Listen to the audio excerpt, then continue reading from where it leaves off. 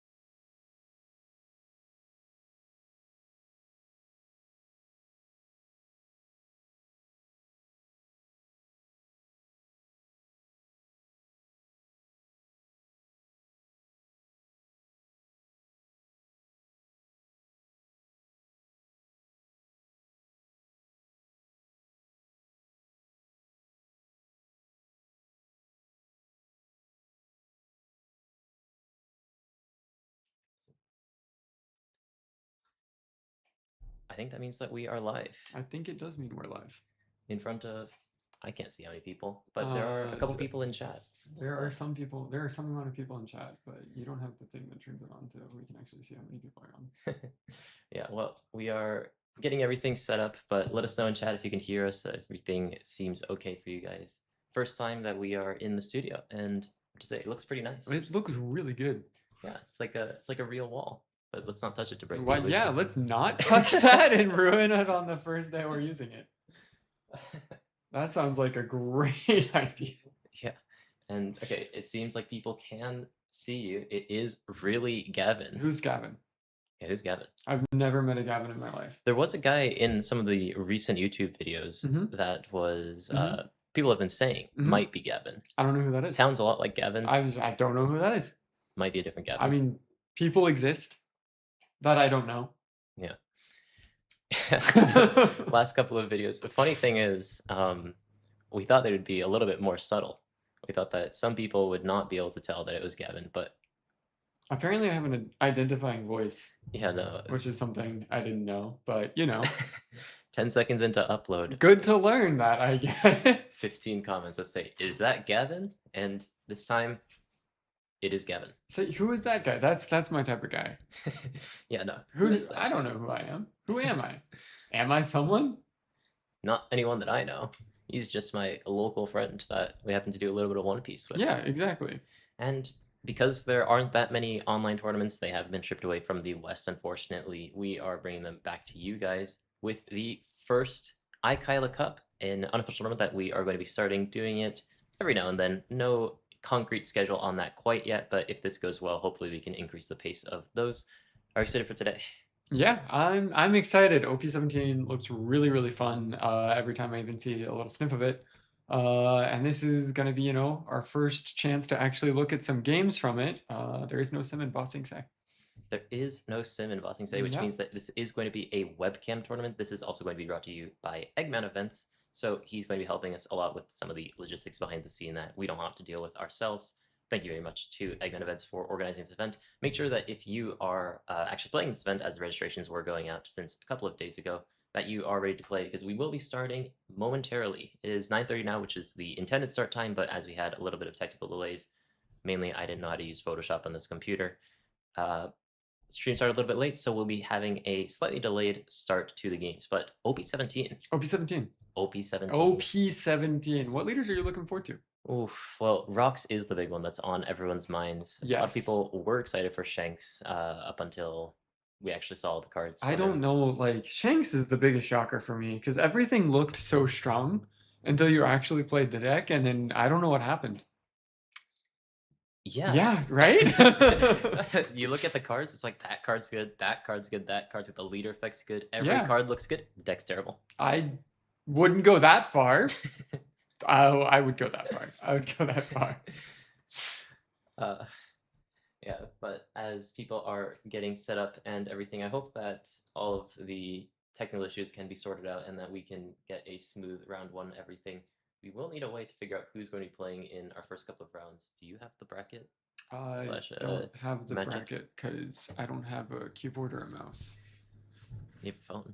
I do have a phone. I can look at my phone. I can try to check on the phone. Yeah, because we will be trying to figure out getting everyone into the right rooms and everything, everyone's set up before the game starts, so that we can jump straight into game one. Now, this is a Swiss tournament with a maximum of 64 players. We did have a couple of people dropping out just due to not submitting their deck lists on time. There was late registration where a couple of people signed up there, so we may have 5 rounds, we may have 6 rounds, depending on how the bracket ends up going.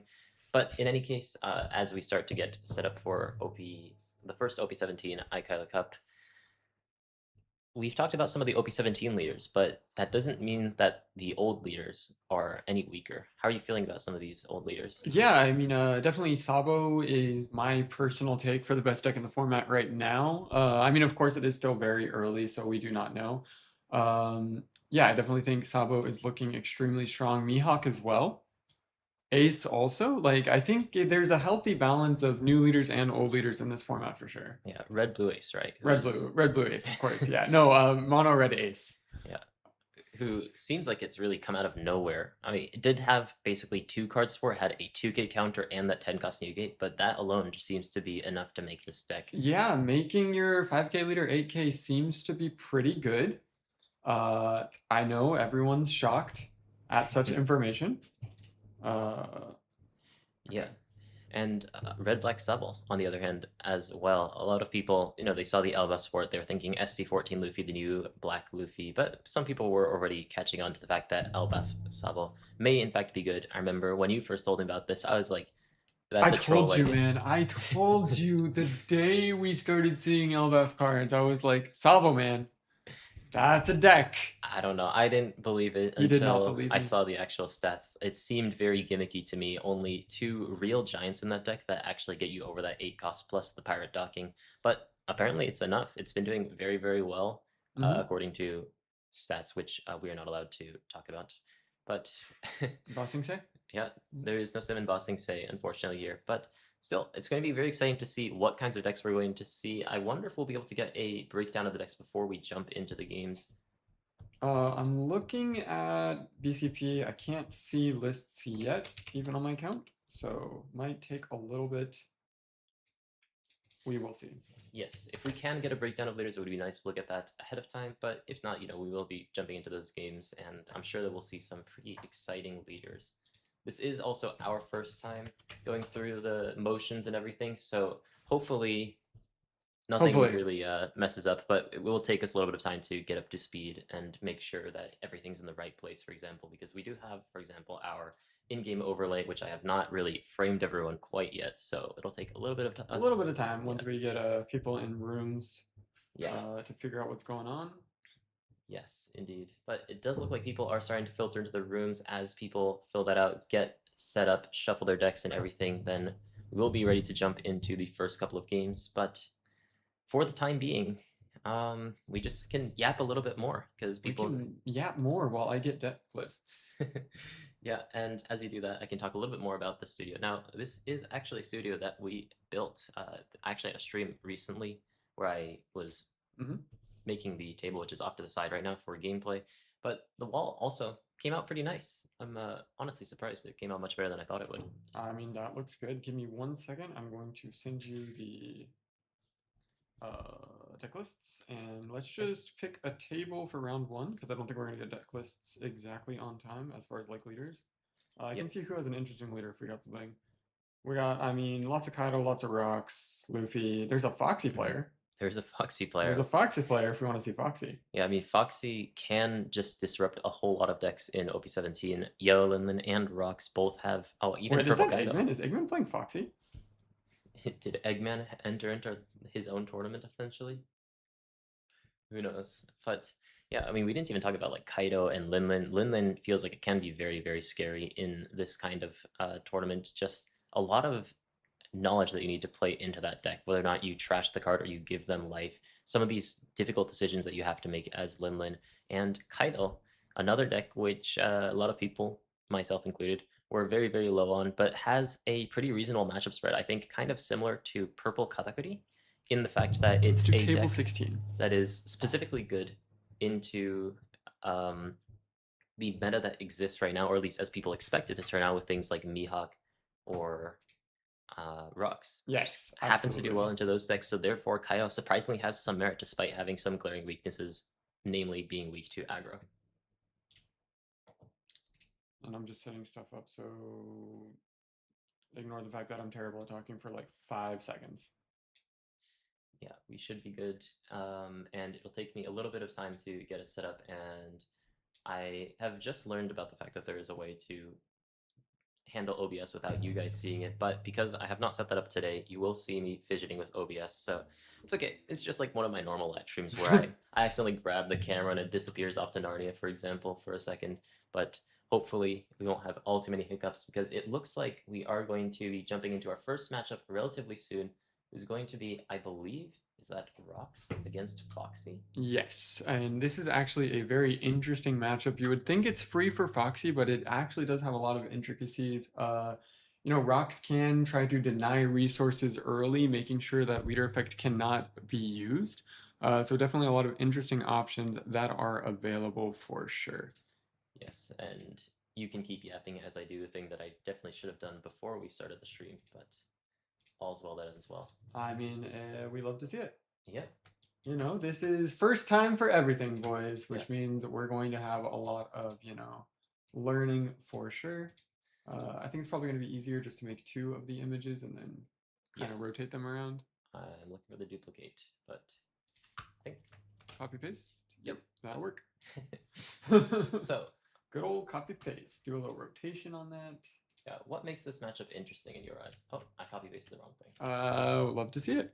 Yeah, I definitely say, being able to turn off Rox's leader ability is definitely very strong, as well as being able to stun one of the Shikis can be extremely strong through the matchup. But because you have tools like Gloriosa and even Gravity Blade, if you opt to run it, you can try to ensure that Foxy never really has the opportunity to get more than 3 Foxy Pirates characters on the field, and I think that is going to be the main objective for the Rocks player to try to overcome the Foxy early so that he doesn't get stuck in a loop where the Foxy player is able to constantly use their leader ability and restore their Dawn every single turn.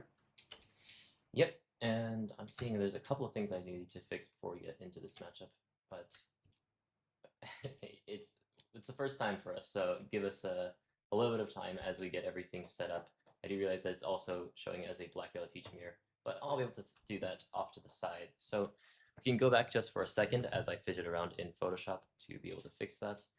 And yeah, no, I mean, as you say, Foxy just being able to, one of the few, if not the only leader, honestly, that can make the opponent's leader not attack is actually rather scary for a deck like Rocks, for a deck like Linlin, and even for a deck like Kaido that sometimes just wants to use the on attack effect to help clear out the board. So, absolutely. I think just in general in this format, it seems very strong. We even have decks like Sabo where, of course, you aren't, in having a leader ability that's tied to an attack, but you are always attaching a Dawn to your leader and you are getting that plus 1000 power. So that's going to be a 7k attack that's almost always consistently coming through. So being able to stop that is also quite effective. Just in general, Foxy seems to be relatively well positioned compared to where it would normally be. Which I think definitely makes this, an interesting set for Foxy. He didn't really get a lot of cards, but the 10 cost Kaido is somewhat usable in Foxy, I would say. that is true. I mean, I'm not a Foxy expert, so don't quote me on any of this, but I definitely think it's one of those things that could see play in Foxy. Other things I would think about would be the new zero cost event. It seems very strong. Being able to draw 2 on the trigger for zero cost event. Oh, yeah. What else is there? I mean, both 10 cost Kados actually kind of seem relatively good. 3 cost Yamato being another very safe way to accelerate. You can even play it out with the Porsche as well. Yeah. So definitely a lot of options in general, I would say. Yeah, no, honestly, I was going to interject, did you even get any cards? But that 10 cost Kaido is actually pretty relevant for this deck. It does help you just spam your leader effect out, and that with the ramp effects that you get from not only the 7 cost Foxy, but also the 8 cost Foxy will definitely help this deck out in the long run. So we'll have to see Because I honestly, although I've heard some rumors about Foxy being okay, have not actually seen this deck perform all too much quite yet. So would be exciting to see it do something here as we will jump into the first match relatively soon as I just get the last bits and pieces ready for the stream. Hopefully they have not started already. Yes, hopefully not. But we do have the overlay ready, and we will be jumping in straight away. Okay, I mean, first time for everything, right? We'll definitely improve these as we go on. Let's go to in-game. Oh, and there we go. Yep. Okay, they are getting life set up, which is going to be good. I wonder how this is going to start, or how we're going to end up starting the round if we just say go and people are hopefully listening to the stream. But I think everyone else imagine has independent round starts. For these guys, I think we can just let them go. Yeah, it looks like they're ready to start. Yep, and then so basically as soon as these guys start, we will start the timer for them. This is going to be 30 minutes, but you know, we're in the magical land where we get to choose the timer. Also, my timer is not showing up on screen anymore, but we will be able to fix that. Okay, and it seems like they have started, so let's get right into the game. Yes, very exciting game. I'll work on getting the timer up on the screen, but it is going, and I don't even know how to approach this matchup because there's a whole lot of things that you have to think about if you're going against a deck like Foxy where you just don't really know what exists within their deck. Yes, you know that there's Foxy Pirates, you imagine things like Portia come out, but you don't really know the dome curve that they're going to end up playing. Yeah, absolutely. I mean, I definitely think it can be a very interesting matchup in general. We do see that the Rocks player is playing Streusel, which leads me to believe that they're going to be a little bit more Rocks focused. That does seem to be one of the cards you try to cut early when you are ending up playing some of those other uh, cards like the Usopp event. Yes, indeed. Yeah, I'm surprised to see that card, honestly, but it's definitely a card that is just very strong in general. That should work. I'm still figuring out how to get the timer on screen. It was working before, but yeah, Rock's just going to start with the double Streusel, just getting that consistency, making sure that he finds the cards. One thing about this deck is that it draws a lot of cards, honestly, but it doesn't have very many searchers. So although you dig through your deck quite hard, it doesn't always mean that you're going to end up actually finding your pieces. Yeah, absolutely. And we see that here because this is actually Rock's second turn. He is going first, which is going to be somewhat nice for the deck, but not having a 3-drop definitely seems a little bit difficult. He might have access to Kill, but Kill also seemingly not particularly strong in this matchup. There are not a ton of KO effects that I would traditionally associate with Foxy unless they do opt to run the other new Tenkas Kaido that does have that negate and KO effect. Yeah, and just an update on the timer. I, for some reason, cannot figure out how to do that anymore, but we will keep an eye on that so you can trust us to keep track of time. But yeah, just beginning of this game, we are going to just play out our characters, but playing out these one-cost searchers, the searcher Porche, I believe that came out in EB04, is actually very good for Foxy because it not only is just a searcher, which is going to be a great consistency tool, but importantly, he's already fulfilled the condition for his leader effect, which probably doesn't want to use this early on, but does have the option to. Yeah, I mean, I think at this point it just comes down to can our Rocks player draw some copies of Wang Zi, right? We did see he discarded the Captain John, which does make it a little bit more likely that he isn't running 4 copies of Wang Zi. Uh, it really just doesn't comes down to if you can't get rid of those characters, you are going to, be locked into just not having a leader ability for the. And this Foxy's curve is insane. he's definitely finding the little guys, and little guys are hopefully going to keep chaining into the bigger characters to actually be able to close out the game because Rocks, once he gets that 10 dong turn, plays down that 10 cost Rocks, is going to be able to do some pretty scary things. 19 dong for 10 dong, not something that's unheard of considering that Emu can do 27 for 4, but Yeah. still very, very powerful. I mean, but we are seeing, that early acceleration coming out from our Foxy player, which is going to be extremely strong. We do see Kaido's as well, so he might just not have access to Wang Zi in his deck. I will try and pull that up right now. Yeah. Yeah, we've seen the Captain John, we've seen the Kaido. That Captain John can be used in a very scary combo in tandem with the Usopp event, which has a quite long name, something about you can't laugh at my friends or something like that. But it turns out that Usopp's friends are actually the Rocks Pirates when it comes to this deck, because that combo, when you use the 4-cost, oh, bit of glare on that card, but hopefully we'll forget what that is momentarily. I do believe it was a Gloriosa, because the Itomimizu is now off the screen. Yes, But and that should be a glorious. Itomi Mizu getting off the board is definitely going to be a huge, uh, boon for our Rocks player. But it really just comes down to, can he ever get rid of the Weenie Onslaught? Because if he can't, he's just not going to have a leader ability. Probably starting this turn, depending on if he has access to 7 Foxy or not. I would say. yeah, I mean, he may have delayed it by 1 turn by getting rid of that Itemimizu. It feels a little bit painful to return 3 Dong when you can potentially only ramp 1 after the Foxy. So is just going to go for the 5k despite having that Foxy, and will just ramp and probably start using his leader effect from that next turn, which is definitely going to hurt Manoli a lot in this matchup. Yeah, and just taking a little bit of a look at Manoli's deck list, he is running 0 copies of Wangzi, only running, his 4 costs as that Kaido and that Captain John, as well as Gloriosa, opting to go for a focus on the Friend's Dream, that Usopp event, making sure that your John can never be KO'd, and creating kind of a uh, situation where you can almost do like a fog from magic, just making sure that they can't do any damage to you, which is of course very strong in a lot of different matchups, but in this matchup in particular, not being able to get rid of all the Foxy characters means that your leader is just going to completely lose its effect starting likely this turn. Yeah, I mean, the one of the biggest strengths of this Rocks deck is going to be the fact that it can draw 2 cards per turn, but Foxy is just perfectly situated to just deal with that. Yes, it doesn't have as many powerful characters, and Rocks has the ability to put on some incredible characters like that Newgate, like that Shiki, but if your leader can't attack, you can't use half of Newgate's effect. Exactly, and we also haven't seen a ton of big characters coming out yet. I think because Manoli hasn't been able to play one of those attacking characters yet. We did see Hayden not opt to use the leader effect of Foxy quite yet. I do think we're going to start seeing that probably this turn, depending on if we get 10 cost Kaido or an 8 cost Foxy.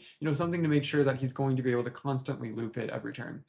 Yeah, and there it is, the Foxy that will be able to rest one of Rox's characters, and then in tandem with that leader effect, we'll be able to stun it as well. One thing of note is that Rox's curve right now, basically like he's going second. He played a 4-drop into a 6-drop Newgate, and it's one of the strengths of Rox when he goes first is being able to play that 5 Castellan on that 5 don't turn, but wasn't able to find it, wasn't able to find that Shiki, and now isn't even going to be able to use this Rox attack as it's going to be stunned very soon, I imagine. Yeah, and I think we're definitely seeing the strength of Foxy come in right now, being able to stun that Newgate, stun that leader, and now, it's just, what do you do from here as the Rocks player?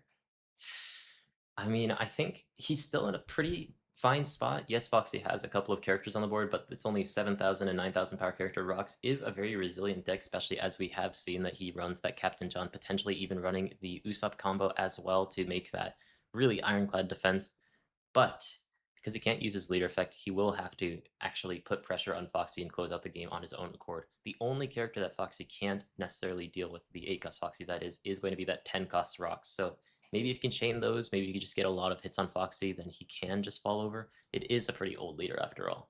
I mean, that is true. I do think, though, only being able to get through 2 life so far makes it a little bit of a, difficult mountain to climb, if you will. Maybe if he had access to that 5 cost Lean early, he might have been able to get through 1 more life overall. But, with 3 life, it definitely feels like Foxy has a lot of room to play with, and because of that leader ability, he's also going to have a lot of time to slowly overcome his Rocks opponent. Yeah, and a lot of times with Foxy, even if you give him time, a lot of times he just keeps playing out these 7 or 8 cost Foxies. But this deck in OP17 does have the 10 cost Kaido, so that with all of the Foxy that he has on the board, he's always going to be able to go up to that 10 Dong turn every single turn, no matter how much Dong he ends up decelerating. So I think there's a lot of really cool things. There's obviously the Slow Beam Sword, which was intended to be used in Foxy, but a lot of purple decks run that. It's just a really good card. It is a very, very good card. And, the 2 active only you're going to be getting back from that Foxy or even the 10 cost Kaido will be able to chain into that very, very well. So a great way to stop some of the aggression that Manoli needs to put on. But right now is just going to keep developing a Shiki on that 9 Dong turn and is going to swing with it.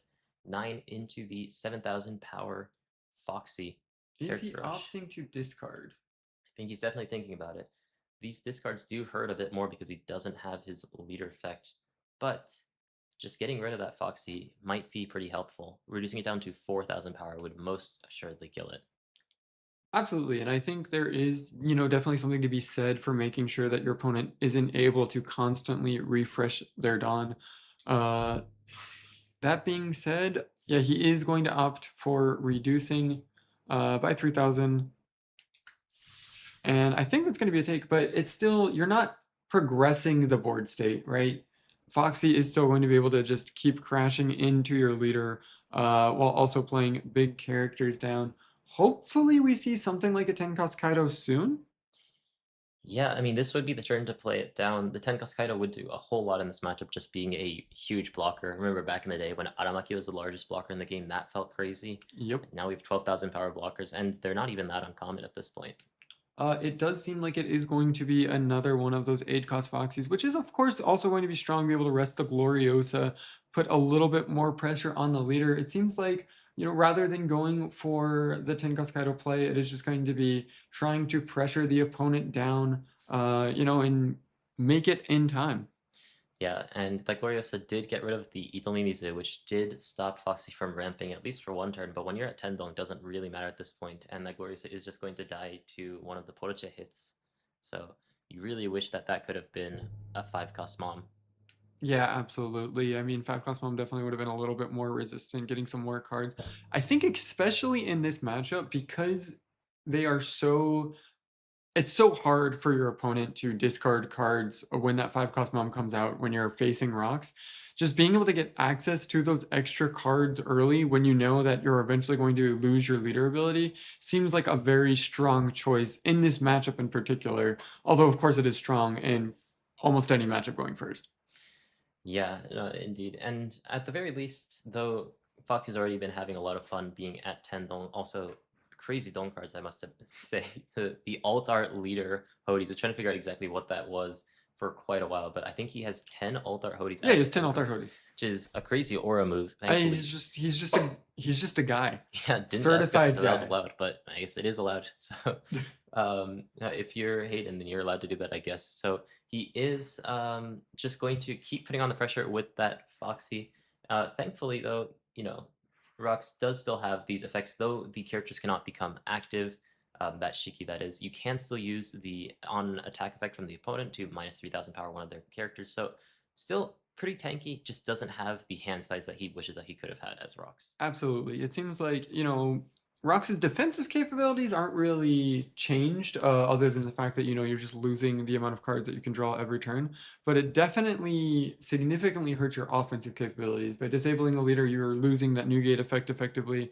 By stunning the Shiki, you're losing Shiki's effect. We do see a second Shiki come down, so he might still be able to, clear the board a little bit and make some progress, but how many cards is Rock still going to be able to have? I think is kind of the issue, right?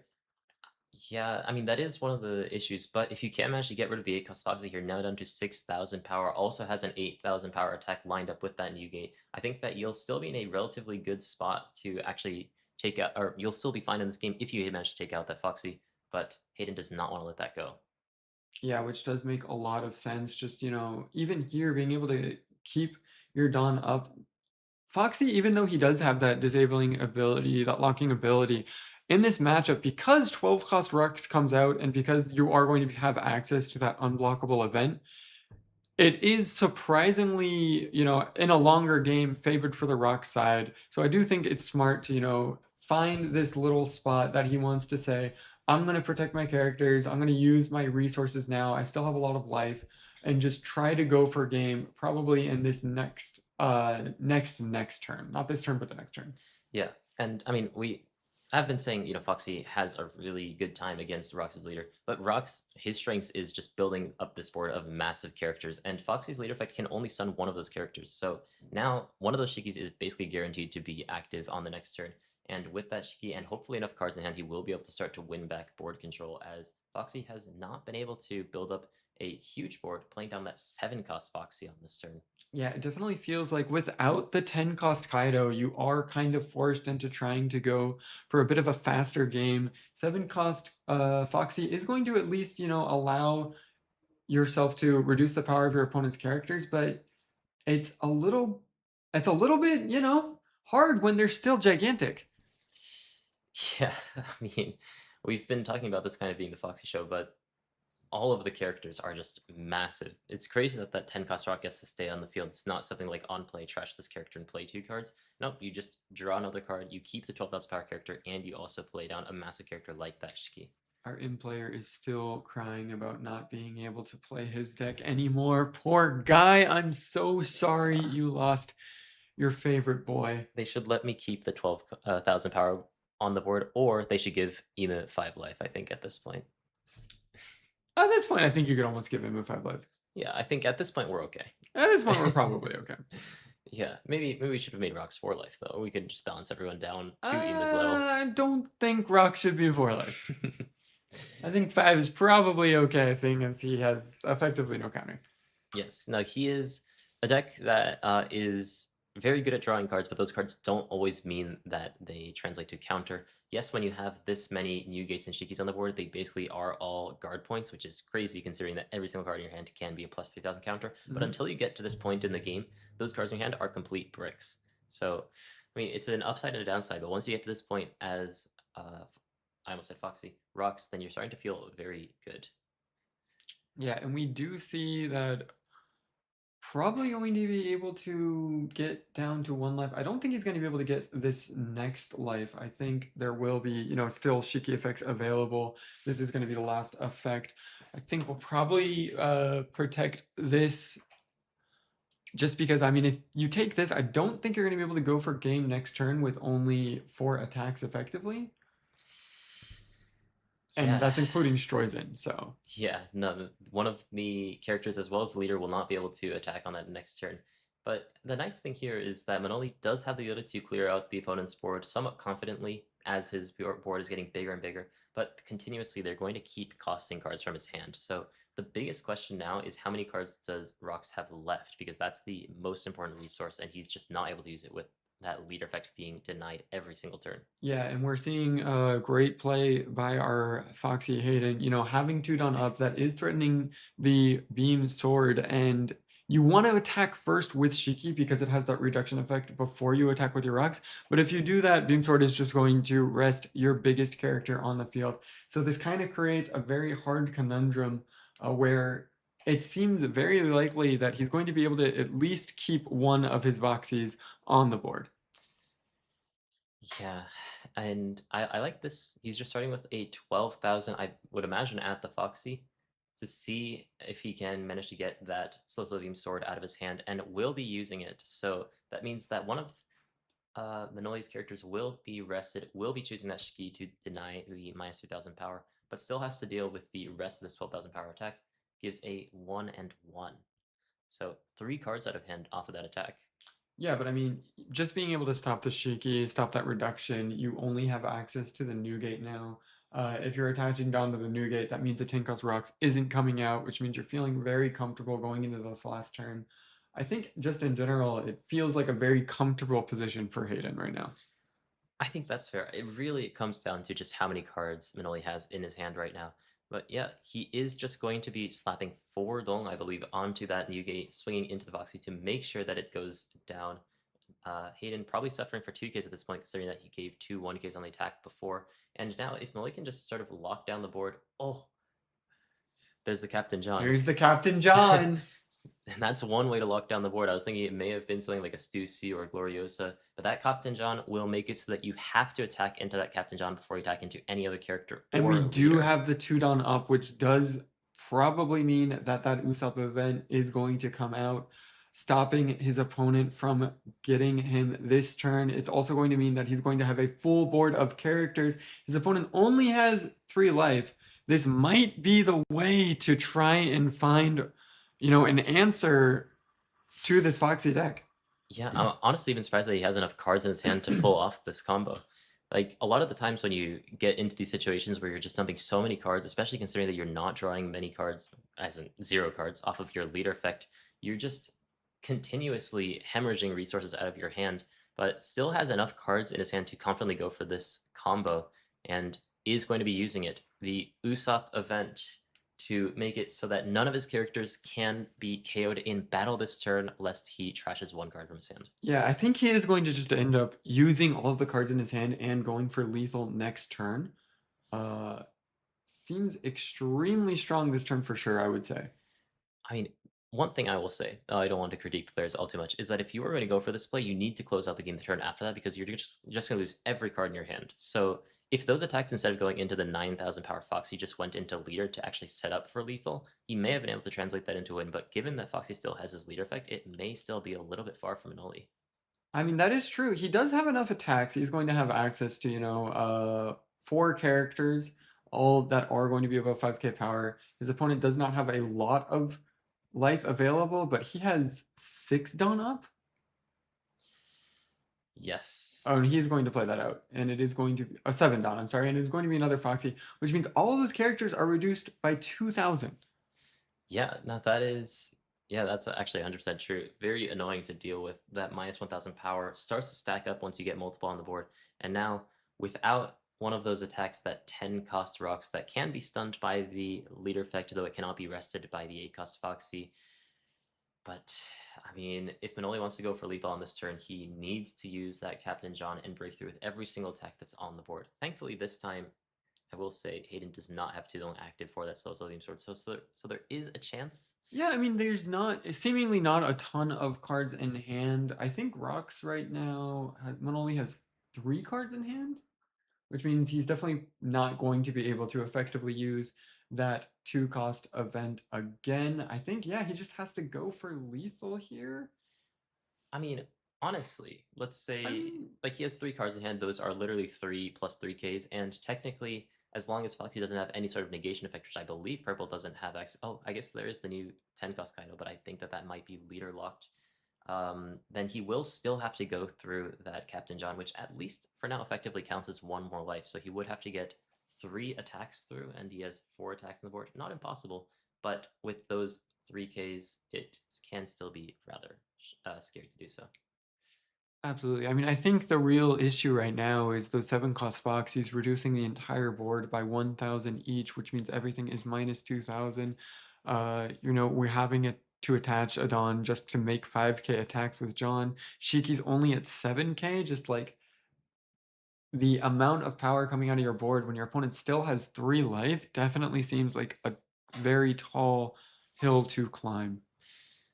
Yeah, I mean, this would be a huge difference between if Foxy was at 2 or 3 life right now. You could pretty confidently go for lethal given how small Foxy's hand size is right now. Hmm. But because you need every single attack to go through if you want to go for lethal at this point, then he has to really think about how he wants to play out this turn, and importantly, if it's possible for him to survive. Because if he has the math and he knows that he will survive, then it's definitely better to just play the safer route. Absolutely. Yeah, this is just a very difficult turn for Manoli, isn't it? I mean, it doesn't seem like there's a lot of cards in Hayden's hand. I don't think it's just 1. I think it was like 2 or 3. A little bit hard to tell. Yeah, hard to tell from here, but definitely low on hand size now as he was able to get multiple cards out of his hand the turn before. And I mean, if Manoli has something like Stussy or something, even though it will only stun one of those higher power Foxies just due to the fact that there isn't any relevant attacker that's 6 cost or less, I Mhm. still think it'll do quite a bit of work in this situation where you're just using this Captain John as a pseudo blocker in a way. Yeah, I mean, Stussy is definitely very strong here. It's difficult for sure. Yeah, and it looks like he might just be going for board once again, considering the number of Dongwei he's attaching. He's going to start with a 11,000 minus 2, that's going to be 9,000. Oh, no, that is Newgate first, so it's not going to be. Oh, you're talking Yes. about minus 2 from the Foxy. I'm so smart.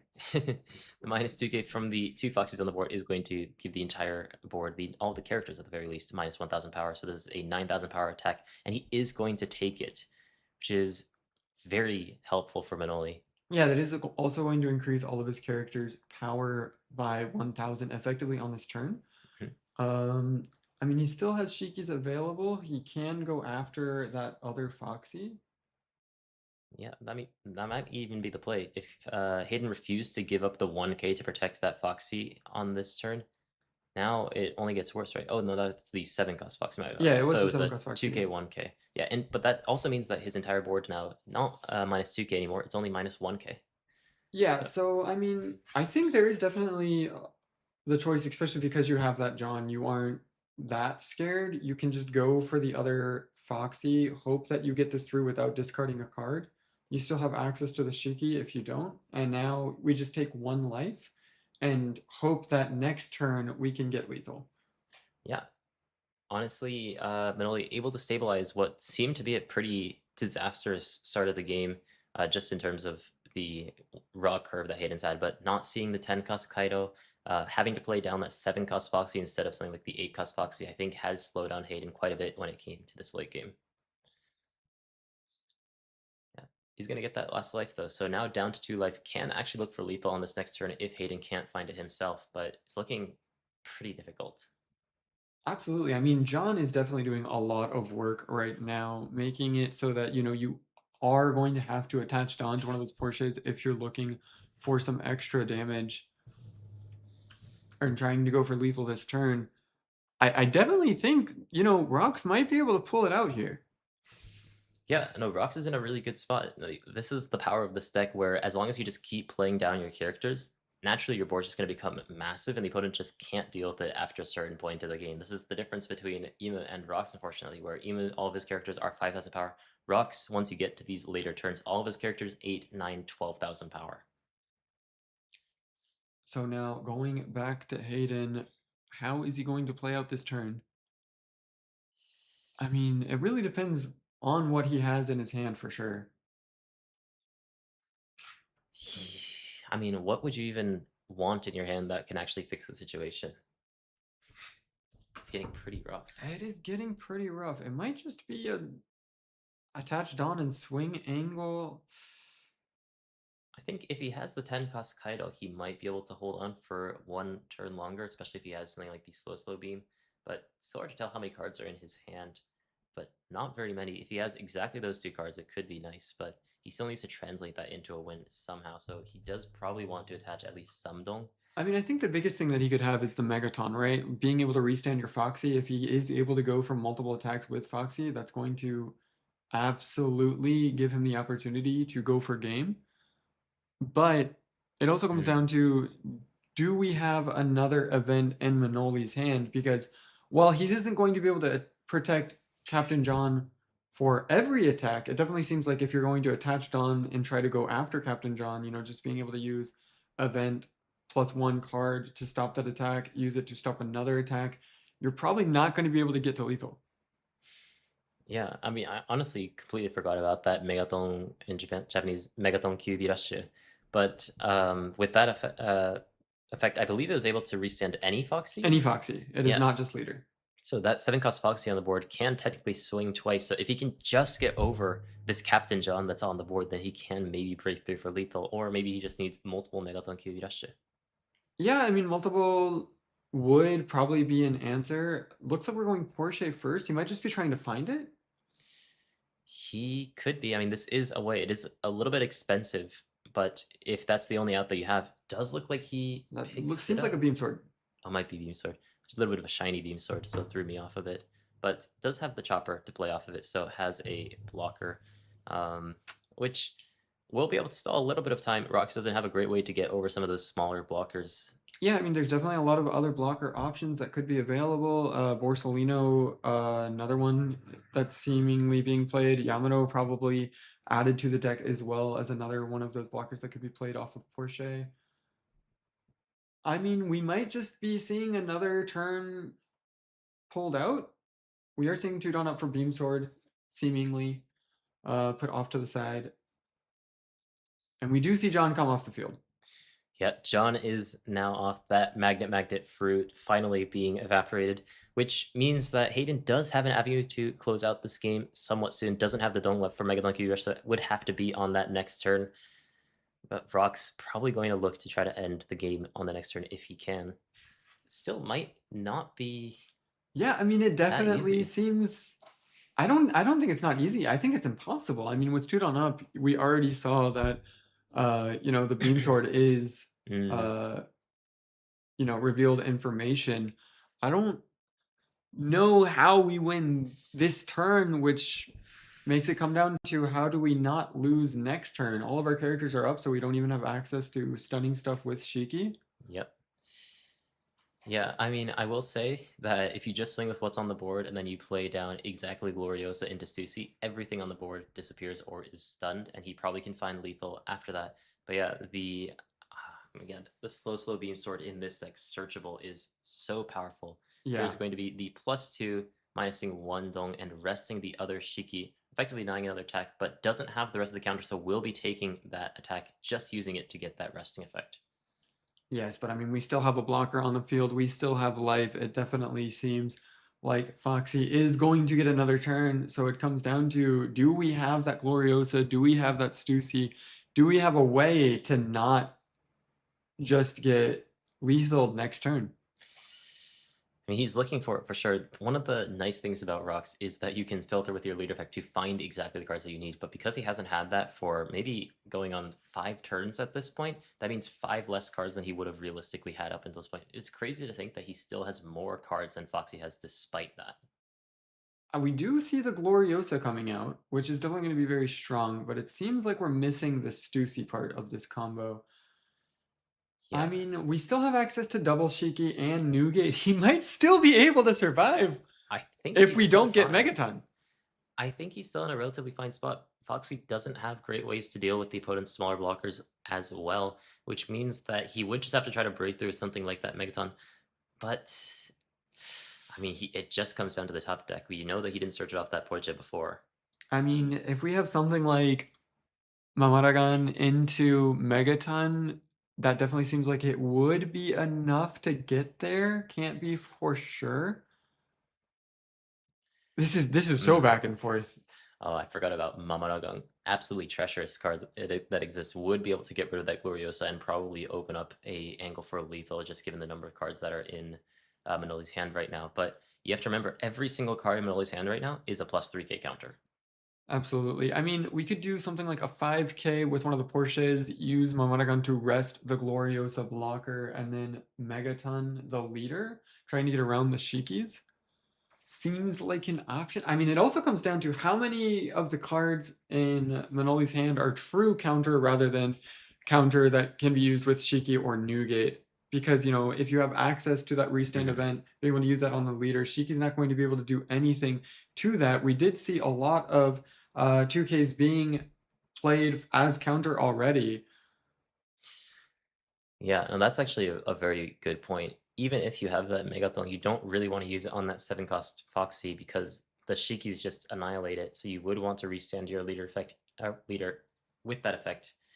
But I think the way that he's playing, he probably just doesn't have it in his hand. Yeah, I mean, it might be one of those he has Moragan and is trying to figure out how to effectively attack without just giving away the free block.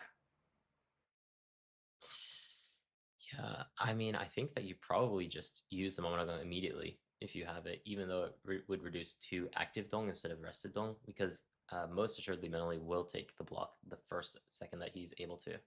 Okay, and we do have time in round. This is going to be turn 0 of our extra turns. Yes. We have 3 turns or 5 minutes. I don't think we're going to go to 3 turns. Starting, oh, nope. Not starting. We are starting off with an attack. Yeah, 7K, which is going to be rather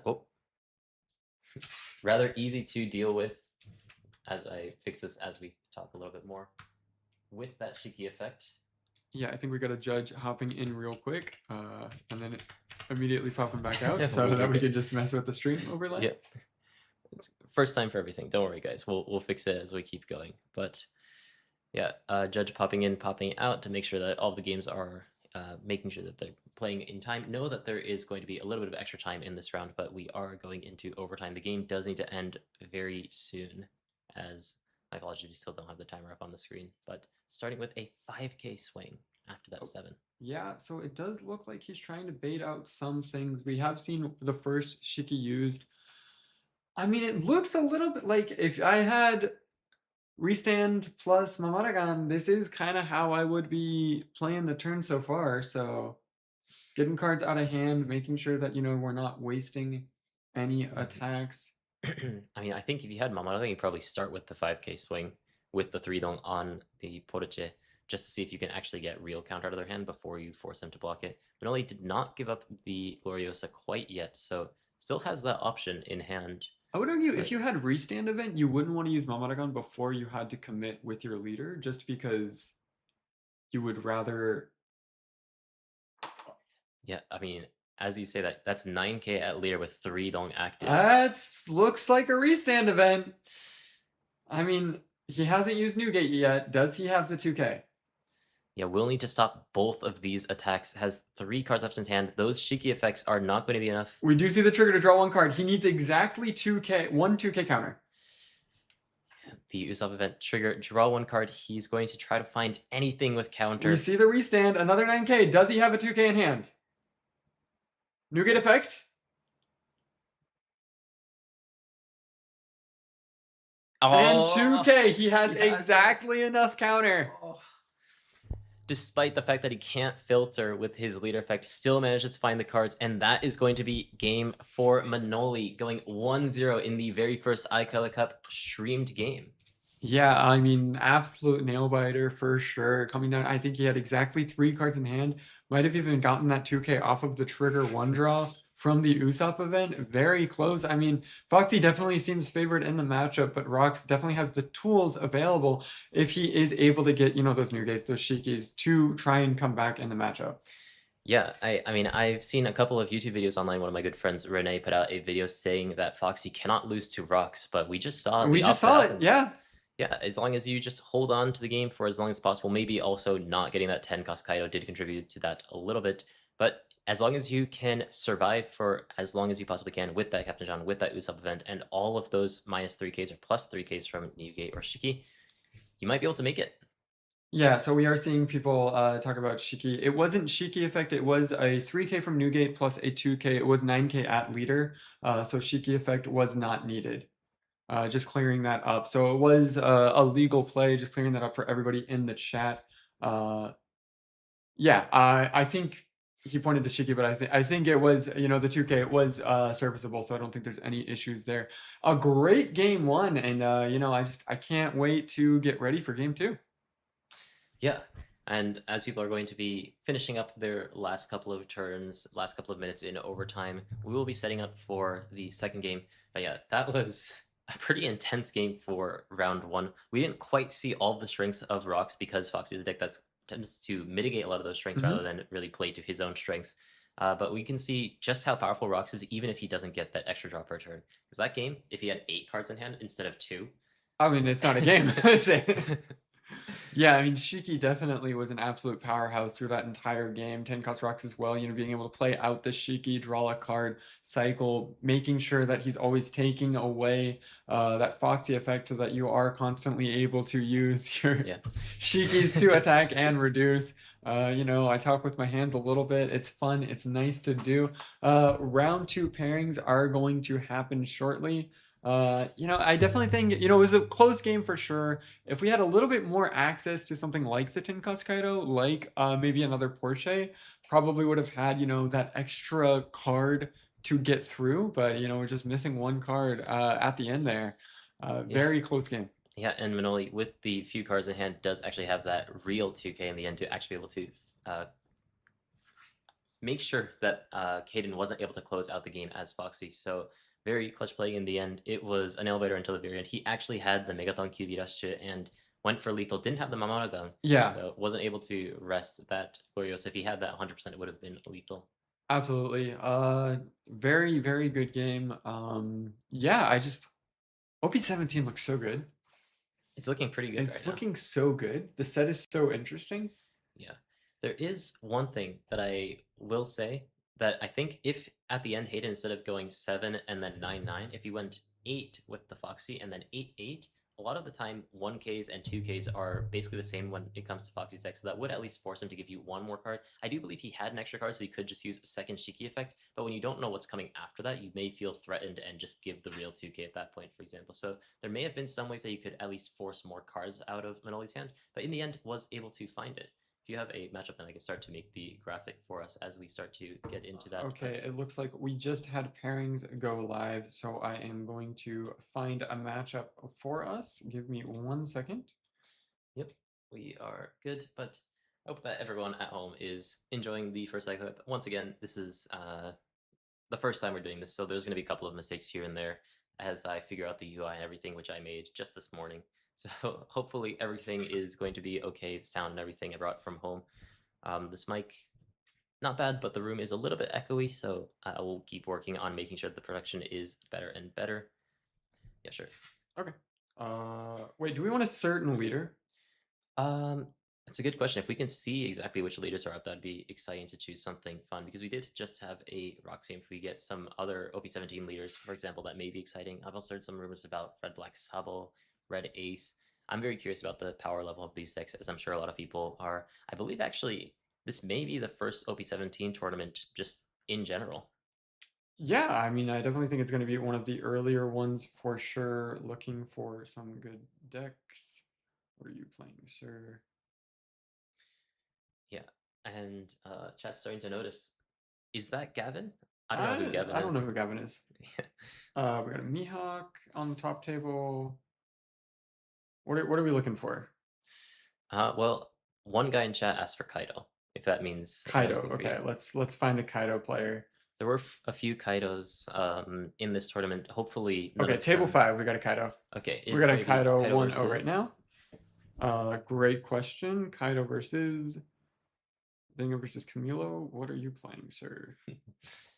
Yeah, but Kaido, if you can manage to find your curve, especially if you can go first and you can ramp on Oh, 3, going Mihawk. up to 6 dong, and then play down specifically that 6 cost king and play down the 10 cost Kaido after that. Lots of cards that you need in a row. But if you can manage to find them, the deck goes pretty crazy. Yeah, absolutely. I mean, I definitely think Kaido, when he is hot, he is probably the hottest deck in the entire format right now. When he is cold, not as much, but definitely a very interesting leader nonetheless. Can't wait to take a look at this game. I definitely think, I feel like people aren't, giving Kaido enough credit right now. It definitely feels like, we should be giving him a little bit more flowers, just personally. I mean, when he works, he kind of goes crazy. He kind of goes absolutely ridiculous boss mode. Yeah, I mean, it's fitting for the Dragon Man himself. Just spams out those 9 and 10 cost characters. Also has a lot of ways of healing, surprisingly, despite being a purple deck. So, I mean, honestly, like, if he can manage to get to that point where he can start spamming out those 10 costs, particularly if he's also running things like the 9 Mom or the 10 Mom, that's a really good way to deal with a lot of the things that Mihawk can put out onto the board. How do you feel about this matchup? Yeah, I mean, I definitely think it, just comes down to, is Kaido going to be able to get his early ramp, right? If he's able to get into 10 cost fast, go for even second, really. Go first, get to 10 cost Kaido fast, make sure that he has access to the 10 cost Kaidos before his opponent is really, able to set up. Going immediately into something like the negate Kaido into the blocker Kaido can really slow down Mihawk, and Mihawk doesn't have a great way to deal with gigantic characters. I mean, Law Bippo, of course, is going to be one of those answers, but when you're able to put out 2 10 costs before Law Bippo can even think about coming down to the field, there's not a lot of room for Mihawk to play. Yep, and just making sure that we have all the names of the players as we start to get into this next match. Let me quickly get the graphic ready. This one? Yeah. Okay. Oh, which one's on Kaido? Vincent. Okay. Yeah. It was in the right order. Okay. So, we'll just keep doing that. Oh, this is table 5. Actually, I can just check this way. So. Yeah. So go to table 5. Yep. We can just move them around. So. Yeah, I'll just use their Discord names. Oh, actually, no, this is about it. Okay. So, we will start to get into this. People are still getting set. Oh, it means that actually, I think we're in game. So hold on. I think it should probably just work now. Yeah, I haven't exported things. So I think we're just jumping, oops, straight into game. My apologies here. You get that while I finish the graphic. Oh no, you can't see again. I can't see with the way we've set up. Oh no, hold on 1 second, guys. I need to finish the graphic. And people are just jumping straight into game. Oh god. It does have the ramp, I will say.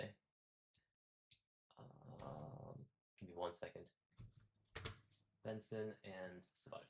1 second, guys. Almost done. Okay, I think going forward, we stop talking and we start focusing on making graphics immediately. Yes, okay. But I think that we should be able to get into this. I think there it is. Round 2. Okay, we're good. We're safe. Yes. So just starting off, we do see that our Kaido player has been able to immediately go into the queen, which definitely a very strong start for him. Okay. Oh, and an interesting card that we're starting to see a little bit more of, the 4-cost 2k Kamozo. When you reduce it down, able to KO a 2-cost character. Very effective versus a lot of decks in the current format, such as Sabo, even Mihawk, just being able to, because you're minusing down so much, being able to get rid of those 1-cost characters, making it a little bit harder to use stuff like the 6-cost law, can be very effective.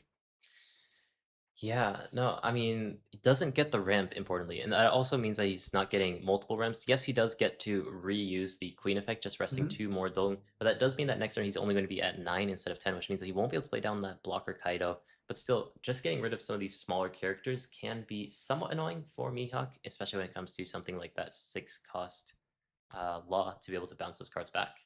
Yeah, I mean, I do think he is, he opted for the Kamazo even though he did have access to the queen. So I feel like he has a strategy. He's thinking that it's more valuable to use that Kamazo effect to make sure that his opponent doesn't have access to, those small characters early. And that makes sense why he does have the king as well. So he's going to be able to ramp now. He's still going to make it on time to get a turn early because he is going second. And now it's just kind of a matter of, does he want to actually use his leader ability to try to go after the smoker, or if he prioritizes playing out a 10 cost next turn?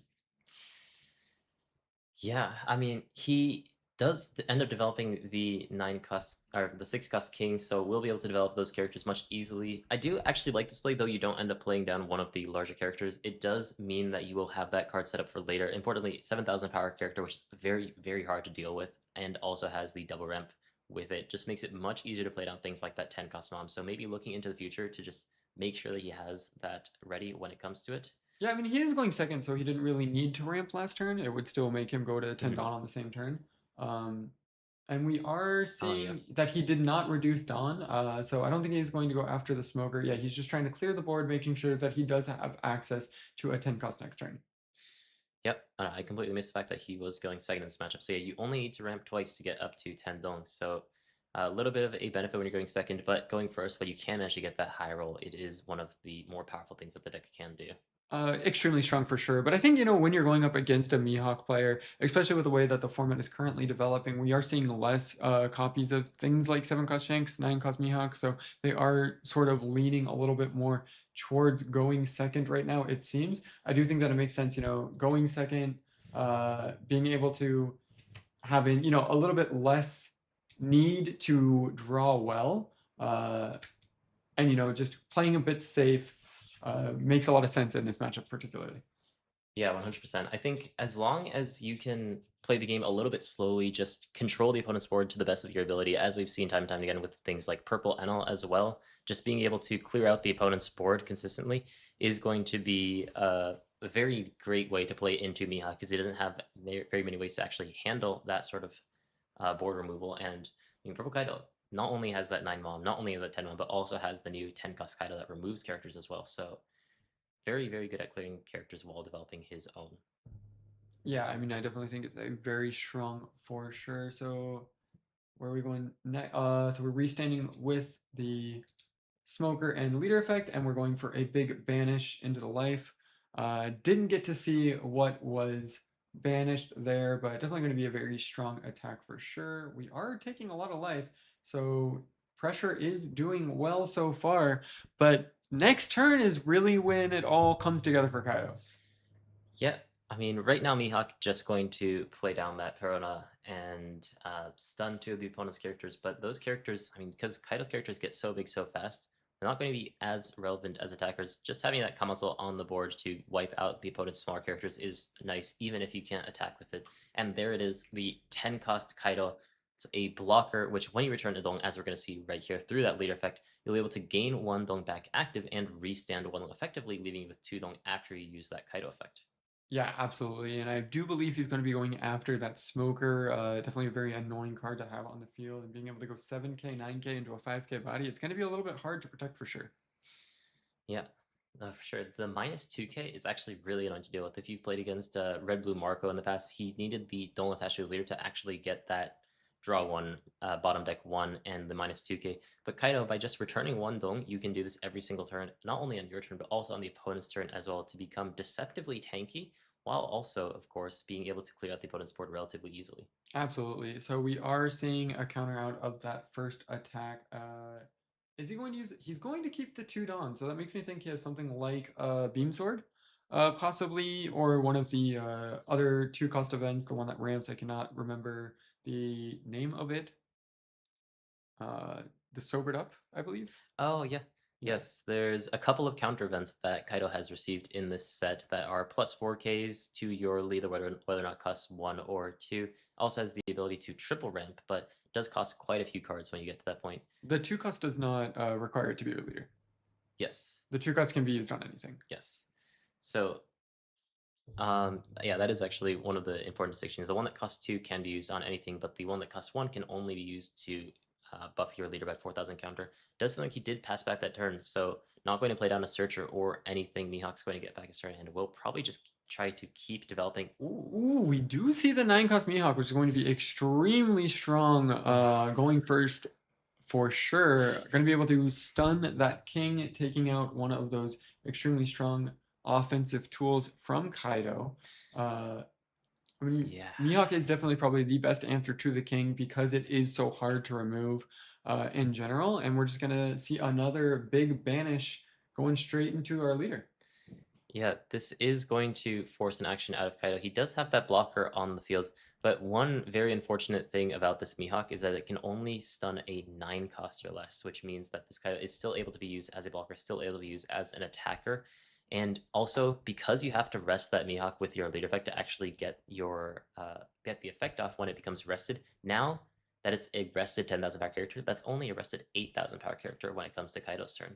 Absolutely, and we do have a 12K attacker just sitting there waiting to focus it down. I mean, it seems like there's going to be a strong chance for stabilization, but you know, it's hard to tell until we see what kind of tank costs are going to be played next turn. If we have something like the 10 cost Mom, especially with access to the Kaido as Frankie, that's an interesting card in this deck. That is an interesting card in this deck. Not one that you see all too often. Minus 2 Dong sometimes feels pretty heavy, but I guess when you have this much rear amp with things like that 6 cost King or the 10 cost Kaido, then you feel pretty happy to play that out in the late game in tandem with potentially even some 6 cost cards like Hakai. We're playing double Frankie, so I mean, yeah, playing for Frankie, very interesting in this kind of list. I mean, I guess it makes sense. He's just trying to, you know, make sure that he's always able to draw those cards that he really needs to in the late game. Being a blocker, of course, is also going to be very strong. Uh, Definitely seems interesting. Yeah, I mean, I'm actually really curious to see this. We do technically have it in our possession right now, but until we get to the end of this tournament, we won't be able to publicly disclose them. Well, we will be showing the lists that do end up topping this tournament, so stay tuned for that. Keep an eye out on Twitter. Also, if you want to sign up for these tournaments, make sure to keep an eye on Twitter or in the iKaila Cord Discord server / Eggman events to be notified of when those are happening, because at least for now, they are going to be a little bit sporadic, but hopefully we can start to find a rhythm for these tournaments.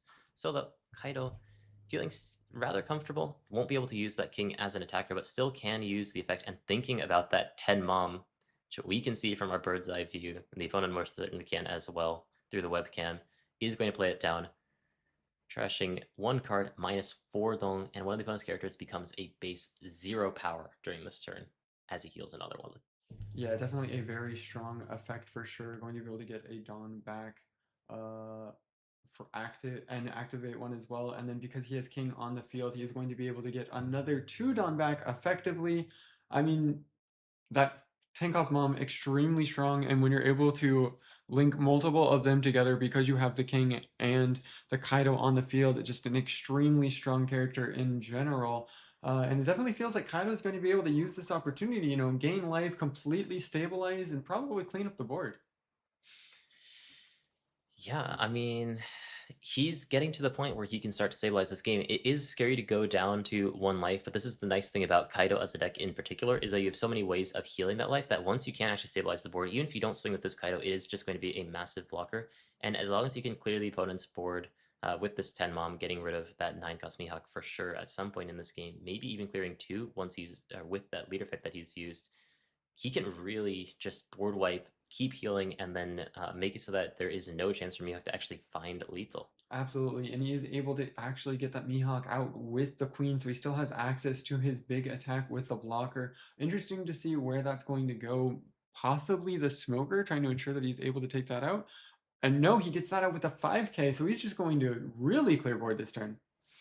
Yeah, there's basically everything gone there. It might have been a little bit of a mistake to rest that 9 cost Mihawk so early on before it could get an attack off, but really wanted to get that king attack off the board, is going to use his leader effect resting that character and making sure that that won't be swinging. But in return, that means that he's getting back his turn with only 2 characters. Yeah, and he is, of course, opting to keep that 10 cost Kaido standing, prioritizing that block. I mean, just very strong in general, right? Being able to have big characters as Kaido, you have so much access to healing, so much access to big characters above 10k power that you are going to look for, a slow, methodical game, making sure you can overpower your mid-range opponent, especially.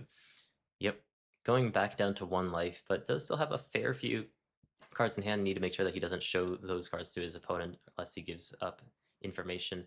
But Mihawk, I mean, still not out of this game, though his board is getting smaller because Kaido is at 1 life. If you could just keep pumping attacks into the opponent's leader, then they can be rather annoying to deal with.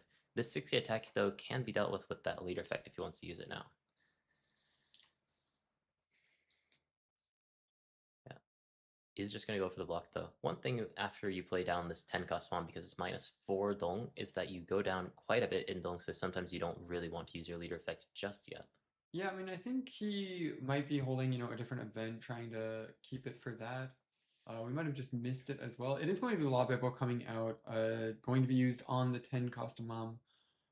Leader will go up in power, so uh, you know, could have used that as his for attack afterwards, probably trying to bait a little bit of counter out of the hand in general, I would say.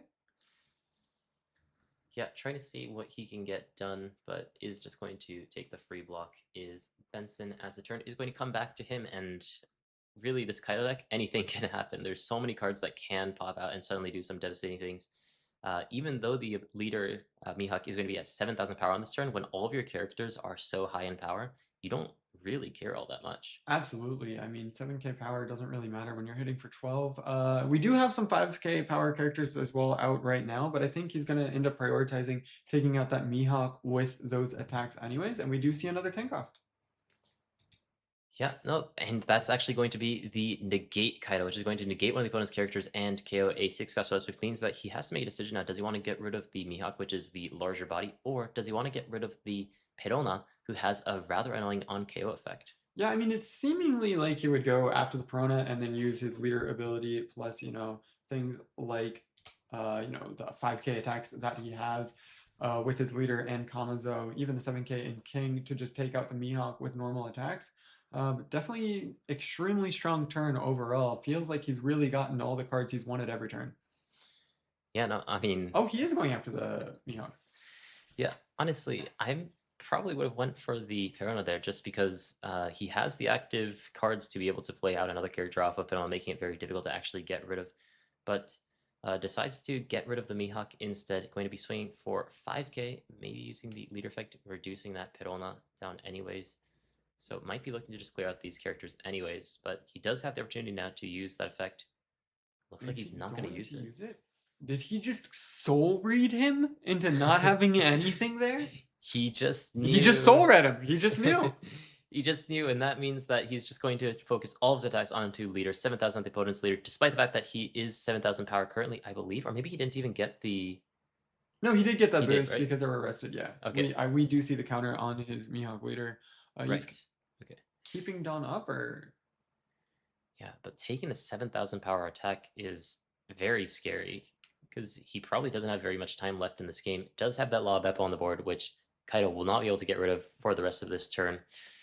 But I mean, with the blocker head on the board, 1 life still, and also now technically all of the counterless cards in his hand becoming 1 case, it makes it harder and harder for Shibata to actually go for lethal. yeah, absolutely. Yeah, still has a couple of life cards, so if he can manage to potentially change some of these. Someone said nullified Perona and killed Mihawk. You cannot nullify and kill Mihawk. The effects are linked. It is the same character, so you would have to nullify and KO the same thing. Yes. So hopefully that's not the. Hopefully that was not mixed up. Yeah. Hard to tell for sure. Yeah, that could be a thing, but hey, everyone's playing OP17 for basically the first or second time in their life right now, so some people may end up messing up some effects. We can't really blame them for that. Hard to tell without actually hearing their audio right now, but to not muddy up the actual broadcast, we have them muted as we talk over their plays. Hopefully there wasn't any sort of confusion on that effect because that Kaido can only KO the character that he negates. Absolutely. So is going to be resting on the Kaido with that Law Beppo effect, but how much life? It's hard to tell with white sleeves. I think it's 2. It might be 3 life on the Mihawk. Yeah, that's basically where I'm at as well. It looks like 2, might be 3 life on Mihawk right now. Black sleeves and white sleeves both have this sort of problem sometime. But as long as the players know how much life is left, that's all that matters. As Mihawk is going to be able to chain that Beppo, and importantly, this time stun the 10 cost, I keep trying to say teach, Kaido, who is a blocker, which means that if he can manage to survive for at least 1 more turn, he might be able to find lethal on the turn after that, as he is not going to be able to use that blocker on this turn nor the next turn. Yeah, so is going to be a 7k into leader, just going to use a 2k plus the effect of the 10 cost KO Kaido to make his queen into a 1k counter, and then it seems like we just have an all-out coming to rest the king, to just try and reduce the amount of attacks that are going to come in this turn, trying to ensure that he is going to be able to survive 1 more turn.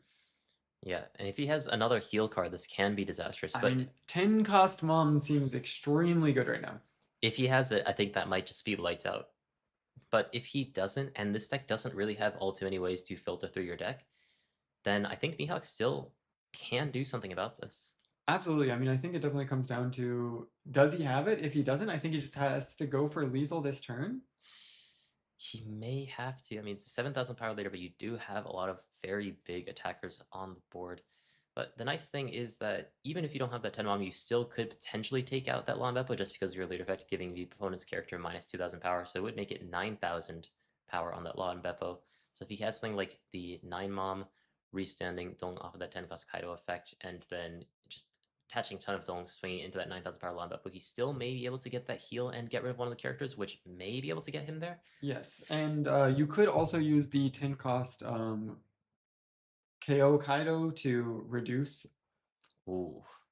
You can do some interesting things like reduce 1 Dawn by just reducing 1 Dawn, no extra effect, then use your leader ability as well to try and get an extra Dawn. Seems like it was a little bit of a misplay here, just because if you attack this way, you're not going to be able to get extra Dawn out with your Kaido, it seems. You would have to end up attaching that Dawn to one of your bigger characters. He could also play over the Kamazo to get that dome back Also into his true. dome area. But commits to this play. Once you attach this many dome, you are committing to going for lethal. Going to swing 10, going to swing 12, now down to 0 life. Oh, Mamaragan, that explains a lot. Mamaragan to return the 2 dong. And now with that Kaido effect, we'll be able to, at the very least, re-ramp 1. So going to get some of that dome back to be as efficient as possible and going to try to break through with the last of these attacks on this final turn. Yes, he's going to get the Kaido effect as well as the King effect. So he's going to be able to get a 2 extra Dawn from that And then I assume just, go straight into leader with that Mun. Does he have enough counter? I'd be surprised if he did. That's going to be 18,000 at leader. There's going to be the 3K. So he's at He's leader 11? to, I think 10, I believe. Of 10? Yes. And I think he just doesn't have enough. yeah, it's 10. Yep, that's not going to be enough. That's not going to be enough, which means that Subaru is unfortunately going to be losing to Kaido, one of the sleeper picks of OP17, who was honestly very confident in that game, found the cards they needed, didn't find the 6 Cuss King on curve, played it 1 turn later, but that still actually didn't end up mattering. Did he? 146. Oh, right. You keep thinking he went first. Yeah, no. He did find on curve. Yeah. I'm sorry, yeah. I keep thinking that he just played the yeah, you're thinking comments. You keep thinking like he went going first instead of going second. Yeah. Yeah, you're right. So did have the timing to play the card on curve, because he was also able to play the Kamazo on 4, and with the double ramp from King, was able to get to Tendon on time and just chain those 10 costs. When you can manage to get that combo off, and it doesn't matter if the opponent has the 6 cost Mihawk, doesn't matter if they have the 9 cost Mihawk or the Law and Beppos, you just win. Yeah, I mean, definitely was a very strong. I think we do play. I do think we have a little bit of time until our next round. Yeah, it seems like we got a good chunk of time, about 13 minutes remaining. So we are going to have a little bit of a time. I don't think we have a break screen, do we? We do not. No. Oh well, things that we should think of for next time. Hey, I mean, we have the. Make sure that you are looking at that. Yes. As he ignores it. The Discord. Let me keep looking at this. Oh, we do have a graphic. Yeah, so that's something we can. Okay. So as you yap a little bit, I'll get this graphic on screen for us. Yeah, so we do have a little bit of a graphic to show the leaders that are being played, a little bit of an early look at what is going on. Yes. Okay. Yeah. What are your thoughts on Kaido after watching that game? I mean, I think Kaido's really good. Yeah, I mean, not much else to say after that. The Kaido deck was much better than I anticipated it to be. Felt like it'd be just a brick, honestly, but is able to. Okay, we have a thing on the screen now. Sick. We love things on screens. Yes, and I'll also get Eggman's logo as well, just because he has been such a huge contributing factor to making this tournament possible. Thank you very much to Eggman. You already know who he is. One of the biggest creators in the entire Bandai card game scene. So huge help from him. It would not have been possible without him. All we have to do is just kind of click some buttons on OBS, as we see we are failing at. But everything else is being handled. The good part of this tournament is being handled by someone who knows what he's doing. So yeah, so the stream might be scuffed, but the tournament is not. Thank God that we have someone with lots of experience helping us out. Eggman is my goat. Yeah, without Eggman, as you can see, very big on the screen right now. Oh, and I made the wrong thing smaller. There we go. This tournament really would not be possible. So we'll put his logo quite big in the corner there, and a little bit of sponsor logos as well. So, yes. So looking at the leaders, it definitely seems like we have a lot of Rocks and Mihawk and then a smattering of other things. Yep, we have... I'm trying to make this you as can put it on my possible. Face. Yeah. No, I'm okay. I'll just put it here. Okay. They'd rather see you. I think they'd rather It's see Gavin you. from One Piece. It is Gavin Bandai. I'm just a guy. So yeah, we'll be looking at the distribution. Honestly, a lot more Mihawk than I expected. A lot more Shanks than I expected.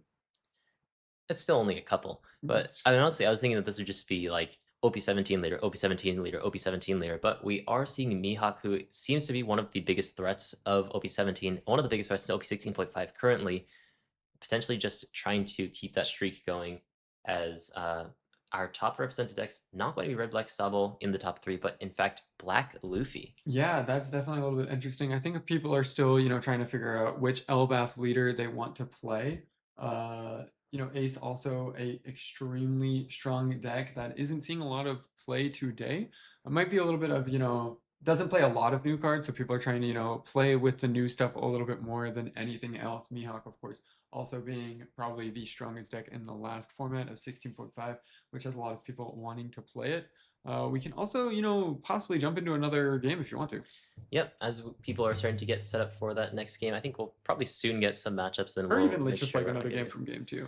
Oh, that is also true. Yeah, these are things that we can do. Yes, because it's an online tournament. It's not like we have a fancy stream table, so we can just click around a little bit. Hop in. That is something that we can just do. Yeah, let's just click on a random one here as we have two people from our server. Oh, it's it's Diva versus Fancy Munchlax.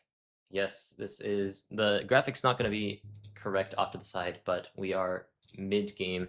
So this is just going to be us jumping straight into a Rocks versus Red Green Luffy. This matchup, pretty difficult for Red Green Luffy. One of the reasons why we haven't seen this deck as much in OP17. Yeah, definitely an interesting matchup. It feels like Luffy, just because of all the new decks, has gotten a lot weaker than he was previously. Right now, it's kind of hard to see. I think he has 1 life left overall, but our Rocks player also seems to not have much life. The board definitely seems very strong, though. Yes. Yeah. The way that these players have to play, they have to make sure that their hand is visible as well as their board, so they do end up having these rather strange camera angles. So not really all that they can do about this, especially when it comes to webcam tournaments. One of the nice things about Sim, but there is no Sim in Bossing Say. So that does mean that we are just going to have to crop our way into this to show the board as best as possible. And though the names are not correct, we are just jumping into the last couple of turns here, as Rox actually has two 10-cost Roxes already developed, which can be very scary when you consider things like the unblockable event that exists as well. Yeah, it seems like we're starting off with some attacks and then following it up with a Stussy effect. Stopping. Is that a Skittle? Skittle? Is that like a Skittle as a marker? Hey, I will mention, yes, this is Fancy Munchlax or Ryan that is going to be on Red Green Luffy against Deva, who is actually part of our little testing team on Rocks on the left side. So two people who we are very familiar with. And Ryan is actually, if you didn't know, 16 years old. So Yeah. a little bit of a wonder kid, using his lunch money to buy Skittles and using it as a marker on his 7-cost Luffy. But Oh, it does look like we have John coming out this turn. It might be just, a straight Usopp event to try to close out this game. yeah, I mean, Rock's right now being pushed against the wall a little bit, and if he can lock down the game with that Usopp event, it would most likely guarantee his winning in the turn after that. Question is, does he even run that card? It's a card that a lot of people are still considering. Don't know how real it is, don't know how powerful it is within the deck. But as we saw in game one, it's not bad. Yeah, I definitely think it's a very strong, for sure. And looking at this situation, Luffy, of course, is one of those decks that's just not going to have a real way to get around a lot of characters in general. It does seem like we're actually seeing a second Stussy coming down. So playing that over the 10-cost rocks. So maybe not having access to the event, whether or not he's playing it, deciding, he can't replace the Shiki or the Nugate because he needs the access to counter. So rather than playing over one of those less powerful characters, going full defensive mode, making sure that he has his defensive tools open, and playing a second Stussy there to make sure that his opponent has as little attacks as possible, and that he's able to survive this turn by going through with the rocks, or with John. You got me with the Eggman jump scare. Eggman jump scares. I try to grab the correct layer on my OBS, which is proving to be a little bit more difficult than I was expecting it to be. There we go. Just get that into the corner here. But yeah, I mean, playing over the 10-cost rocks feels like you never really want to get rid of a 12,000 power character for a 5,000 power character. But that just really attests to the fact that the 6-cost Newgate and the 7-cost Shiki are so powerful in this matchup. You need those cards to actually get those bricks out of your hand and as counter. So decides to play over the 10-cost rocks to just lock down the opponent's board. That double attack Luffy feeling a little bit scary right now, I guess. Yeah, it definitely seems a little bit scary, just being one of those attackers. I believe it's 2 Zoros, plus Luffy, the 7-cost and the 6-cost. But Yes. with Shiki available, with Newgate available, with John being able to absorb one of those attacks, definitely seems relatively strong. Eggman wanting his ad even larger than what we had a second ago. Just a little bit of subtle ad. I think he meant when it was gigantic, not literally. Yeah, no. I think I mean I could always do this. Yeah, we can just Yeah, jump scare. we don't need to see any of the game right now. We are obviously in between games, so the graphics are not going to be correct. It does say Kaido versus Mihawk, but we do just have the end of a Red Green Luffy versus Rocks game as we wait for everyone to finish their round 2 games and get into round 3. And honestly, this matchup, at least from our testing, has seemed extremely favored for Rocks. But Ryan is making him fight for that win. Yeah, he's just finding a way with a old leader. It doesn't even seem like what would be new cards that even make it in this deck. Yes, I mean, I don't even know if there's any new cards that can make it into this deck. I think that basically it's just play better. I And mean, Tenka Shanks, I guess. You could play like a copy or two. you could maybe. Tenka Shanks might be able to work. You do technically get that dome back that you can use with your leader effect. So it could be something that he might be teching in. I mean, unironically, Tenka Shanks right now would be extremely strong. Yeah, it really would not be bad at all. It doesn't actually affect that Captain John, but against basically every other line of defense that Rocks would have, would be able to just break through that. One of the big cards for green in OP17. Yeah, I mean, even just the opportunity to have, an extra attack versus things like the Usopp event. But we do not have any Dawn restanding on the field right now, so probably a little bit anti-synergistic in that sense. Looks like we're starting off with a 10k attack into the John. Yeah, starting big just to try to get rid Oh, of it. I'm sorry, the John quickly. already was taken off with a 9k attack, it seems like. Yes. And it looks like it went through. Yeah, I think that that was just going to be enough in the end. So we caught the later end of that game, so we didn't really see everything that led up to that. But it does seem like Ryan on Red Green Luffy was able to just persist until the end, and I believe, as I get jump scared by my own graphic once again. You got me. I can't even find You a can't place even where find I a can. place. No, Yeah, it doesn't exist. it is. You just need to take the graphic off Yeah. real quick. Red Green Luffy, who I believe is probably going to be at maybe only 2 people in this tournament, if that. Definitely more than 1 person in this tournament is going to be doing Red Green Luffy, but I do believe that means they're going to have Red Green Luffy at 2-0 in this tournament. A matchup that seemed very, very difficult at first. I guess just in the hands of a real Red Green Luffy player and not someone who is LARPing as one on the iKailaCup channel. You I have can no make idea it who you're work. talking about. Yes, but so we'll leave the graphic and we'll make it a little bit smaller so that we can see. But hey, look, right in the back here as we discuss the next couple of matchups. Yeah. So we do know that there is going to be a Kaido that is 2-0 right now and a Red Green Luffy. Yeah, definitely 2 decks that I did not. I mean, I expected Kaido to do well, but Red Green Luffy definitely going to be a surprise depending on how well it does for sure. Yep. Already shaping up to be a very interesting tournament. Yes, and I'm very excited to see what our next matchup could be because there's honestly some pretty surprising games. Like we had the Rocks come out on top of Foxy, which was said to be a very bad matchup. We had the Kaido who beat Mihawk, which I do believe is going to be a relatively good matchup for Kaido. But we also had Red Green Luffy upset Rocks as well in that latter half of the game that we were able to catch. Absolutely, definitely, very interesting games all around. Even the little bit we saw at the end there. Kaido is one of those decks for sure that I think just has a lot of potential that has been unexplored. We saw some very interesting attack card in that forecast Frankie, which is, I mean, is that the answer? Just to like find more consistency in the deck? Minusing 2 Dawn when you have access to things like the King, things like the Tenko's Kaido, you are going to be able to, be able to reuse that Dawn as well. I mean, if you have King and Kaido out, you can play a 9-cost on your Frankie turn. Yeah. That seems pretty strong. That is pretty good. Yeah, no, there's like that Frankie, if you actually have that 6-cost King setup, is going to actually put in quite a bit of work just with the amount of re-ramp that you have. Yeah, I mean, just being able to re-ramp 3 after you play out the Frankie, you're going to be able to play a 9-cost, which could be something like the lead performers or the 9-cost mom. So you're going to be healing, playing a blocker, and filtering. That seems extremely strong. Yeah.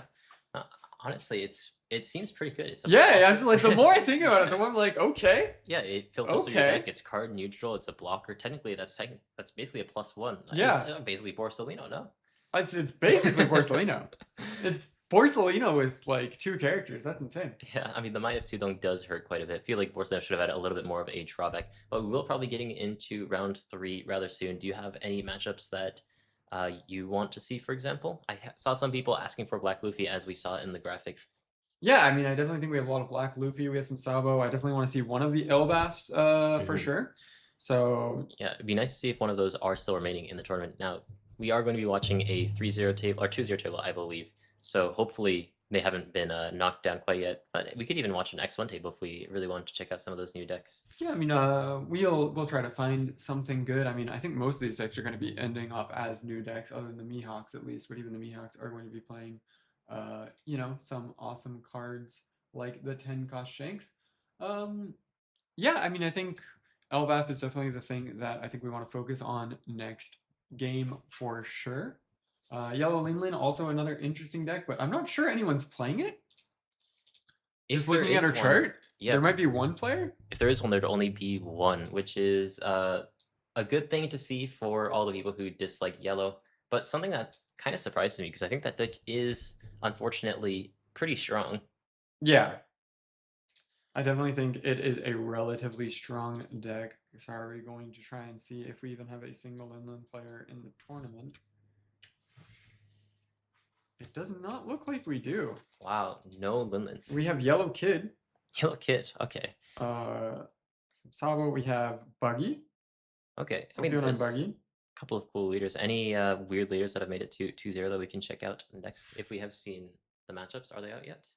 We have not seen the matchups yet, Okay. just because we have not gotten to pairings yet. Yep. I will make sure to check it out for sure. Yeah, so we can chill a little bit.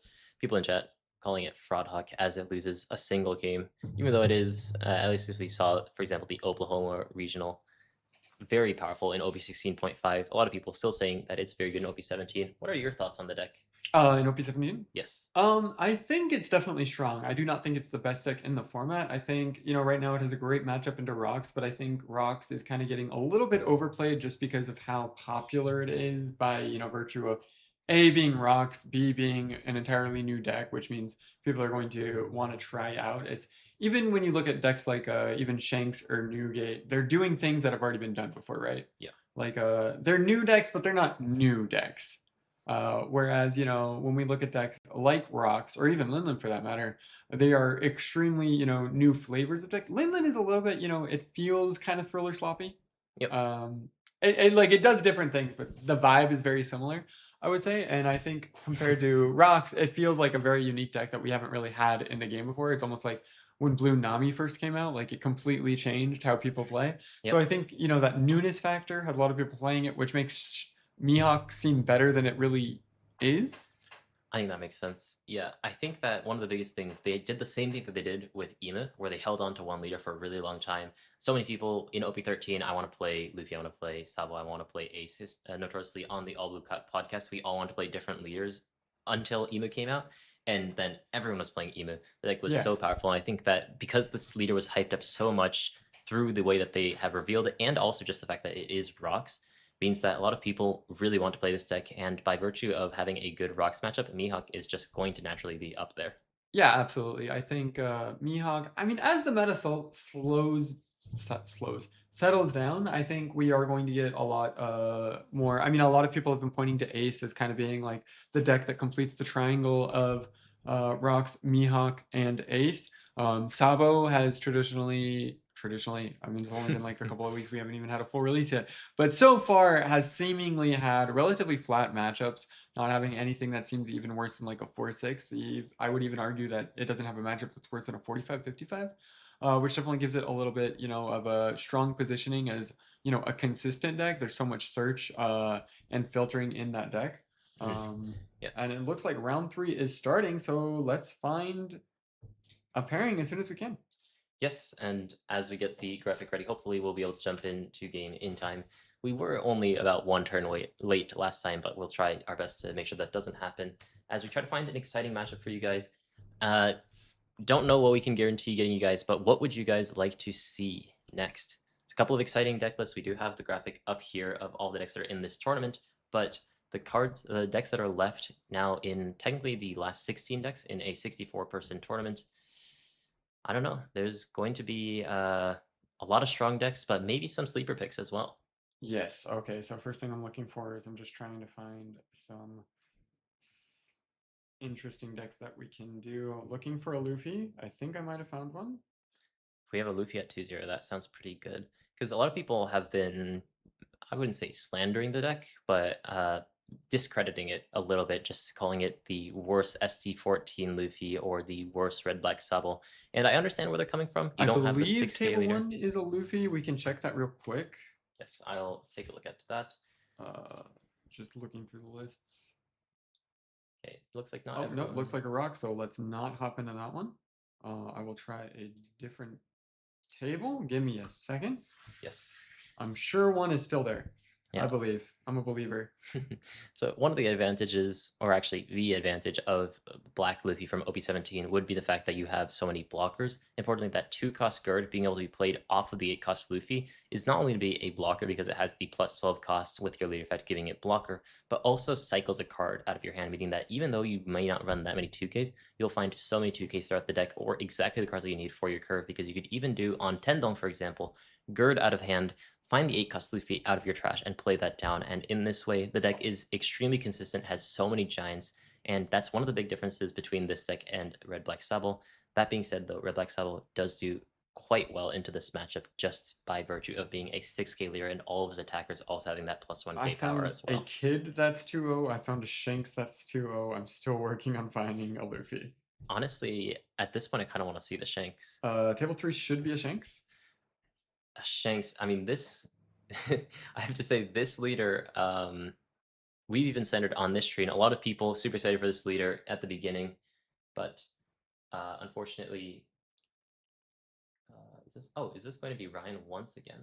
Might be. It might be Ryan. Yeah, it's Luffy versus Shanks. Ooh, this is going to be very exciting. So let me fix up the graphic as people are getting their hands ready for the game, and tell me a little about this green Shanks versus red green Luffy matchup. Yeah, so Shanks is definitely one of those decks that I don't think I think everyone thought was extremely strong going into the format, and then when we actually, started playing a little bit on Ba Sing Se, we, started not having that thought anymore. A lot of people started thinking, this might be a little bit faker than we initially believed. But it is 2-0 right now. It definitely, has a lot of potential. I think everyone's been talking about the potential of the deck. It's just that we haven't really seen how the deck is actually supposed to work out, I would say. Yeah, I mean, but hey, if you're 2-0, yes, there's probably going to be some matchups involved with that, but you have to imagine that he's hit some of the more popular leaders up until this point. So there's something being said right now with that 2-0 record. And if he can manage to win this game as well to go to 3-0, that's basically going to lock in his spot in the top 8. And that's going to, honestly, not something that I would have expected at all, as people have been really undervaluing maybe this leader if it does well today. The anti-Shanks meta has definitely been very real so far. I'm interested to see, how it's going to be built. Is it going to be, built a little bit more around the sword package, or is it going to be built more around the red hair package? I think both options have, been tried a little bit so far. So yes. I can't wait to see the game, see the list. Yeah, that's going to be the thing, and we will be jumping straight into game very soon as people are getting their life and everything sorted. It does look like they are just jumping into game, so the graphic will be following very quickly after, as hopefully the resolution fixes as time goes on. But we'll be jumping straight into game. Graphic comes very soon. You can check it out there. Yeah, so starting off seemingly with Sunny coming out for our Luffy player, which is definitely going to be very strong for sure. Shanks also passing one Dawn seems a little bit weird just because, Shanks traditionally does have a lot of options for searchers no matter what package you are playing. So seemingly not having the greatest start for our Shanks player, and our Luffy player not having the greatest internet. His camera looked better in the round before. Yeah, it's like literally a round before he had a lot better camera, so. Yeah, but faltering a little bit now, unfortunately. Hopefully, as it might also be the fact that we're watching this all the way from Japan, so understandable that that ends up being the case here. As we now have the graphics, we have Funchy Munchlax against Igor DR on Green Shanks. That's a bit of a crazy camera, I have to say, but does have the 1000 Sunny off to the side there. So finds the piece that he needs in the early game, and hopefully he can translate that into cards in the late game as well. Okay, he's 16 years old. We can't fault him for the camera. We can't fault him. He's 16.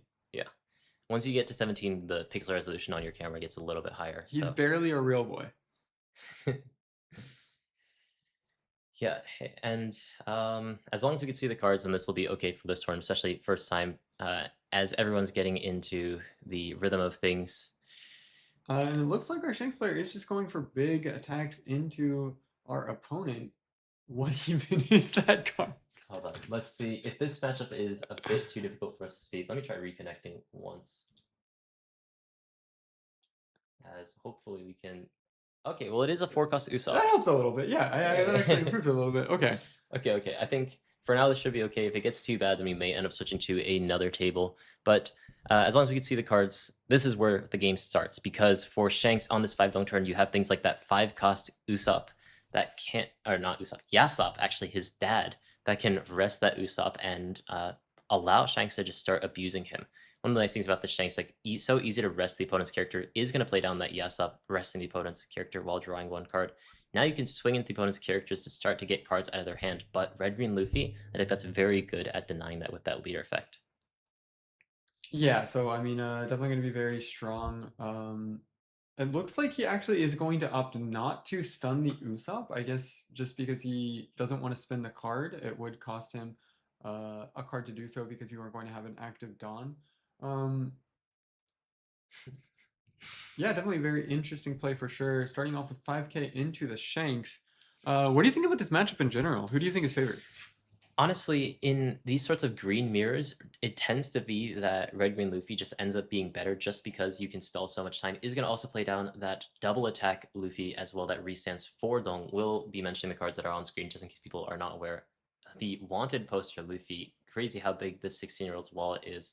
But I think that this matchup, Shanks really just in general wants to keep resting the opponent's characters and then hitting into them to get resources out of their hand. But because you're Red Green Luffy, you can just restand a bunch of Dong at the end of your turn. Makes it very difficult to actually do that. Yeah, for sure. Seemingly, Anami came down and picked up something. Did pick up something. Something was picked up. Something was picked up by Fancy Munchlax, but every now and then the camera gets a little bit worse, a little bit better. But as long as we can stay in the game, then this should be okay for now. This sort of thing can happen with online tournaments, and as we can see, also the timer still is not working. Don't know why that is because I do have it up, but it just isn't showing up on my OBS. I don't want to pop that up quite yet, but I will just randomly make the Egg Madden logo huge once again for you guys. Lots of fun things that we can do on the stream, but we are still figuring out all of the small technical sides of this. So hopefully you guys are enjoying at home, even if we can And only what see. a play that came down. We see the new Shanks event being able to rest a character and then KO up to 2 6 costs that are rested. Uh, Effectively acting like a gravity blade. Withdraw now and allow me to save face is the name of that event. Extremely strong play coming out, completely removing the board for a Luffy player. Shanks might be good. Hey, I mean, I was worried that you would never be able to get rid of some of those characters on the board, and he is going to be playing down, I believe that is the 5-cost Sanji alt art onto the board that will be restanding Tudong on play. And so I was afraid that he would just never be able to clear anything that's on the board, but thankfully, despite the glare, despite the pixel resolution, he is able to find that new green gravity blade to take out 2 of the opponent's characters. Yeah, I mean, who needs to see what the characters are if you can just remove all of If them, they just right? don't exist, If it they doesn't don't matter. exist, who cares?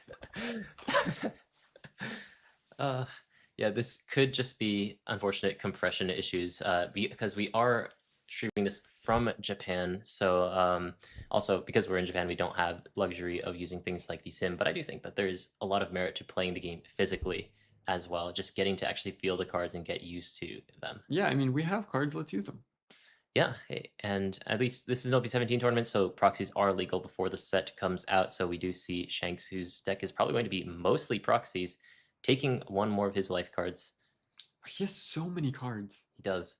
Yeah, Shanks, basically all of his characters either restand Dong or draw him a card, and if he doesn't use that later effect, that's just a free extra draw every single turn. As we saw the turn before, he used the Usopp on play to rest the Usopp, but he didn't use his leader effect to stun it afterwards, so just use that as a way to draw an extra card. And so in this way, if he can just keep playing out these characters, saving some resources, he also has some really powerful cards like the 7-cost Ben Beckman, which Yeah, looks like we're starting off with a lime juice. Looking at the top three, trying to search a red hair pirate. I believe it's Lucky Roo is the Oh, is it the Lime one juice is the cost? one cost. Yes. Yeah. Okay. Lime juice is the one cost 2K. That would search the top three. Lucky is the 4 cost. Yeah. So going to drop down the lime juice to find another yes up.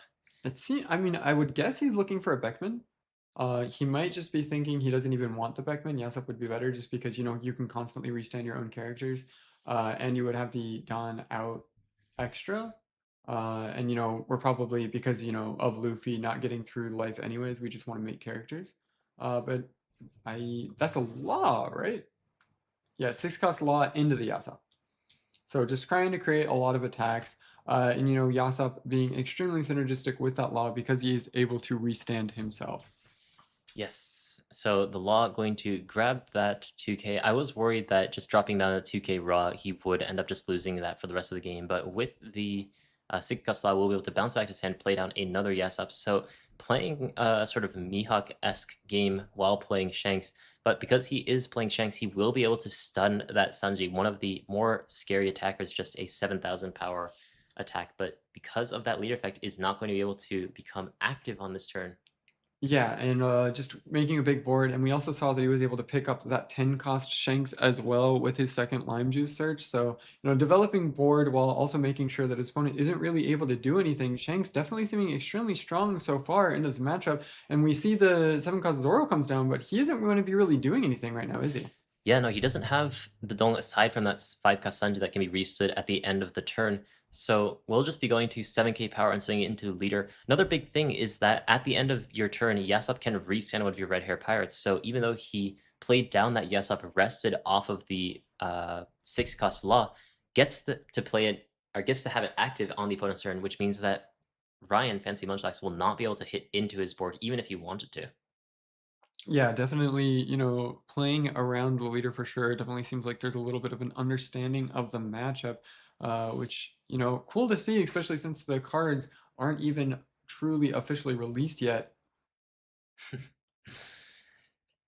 Yeah. Yes, and this is a proxy legal tournament, so Shanks is going to be playing with a fully proxy deck. Thank you very much for printing these out in color for us as well. It does make distincting them a little bit Yes. more easily.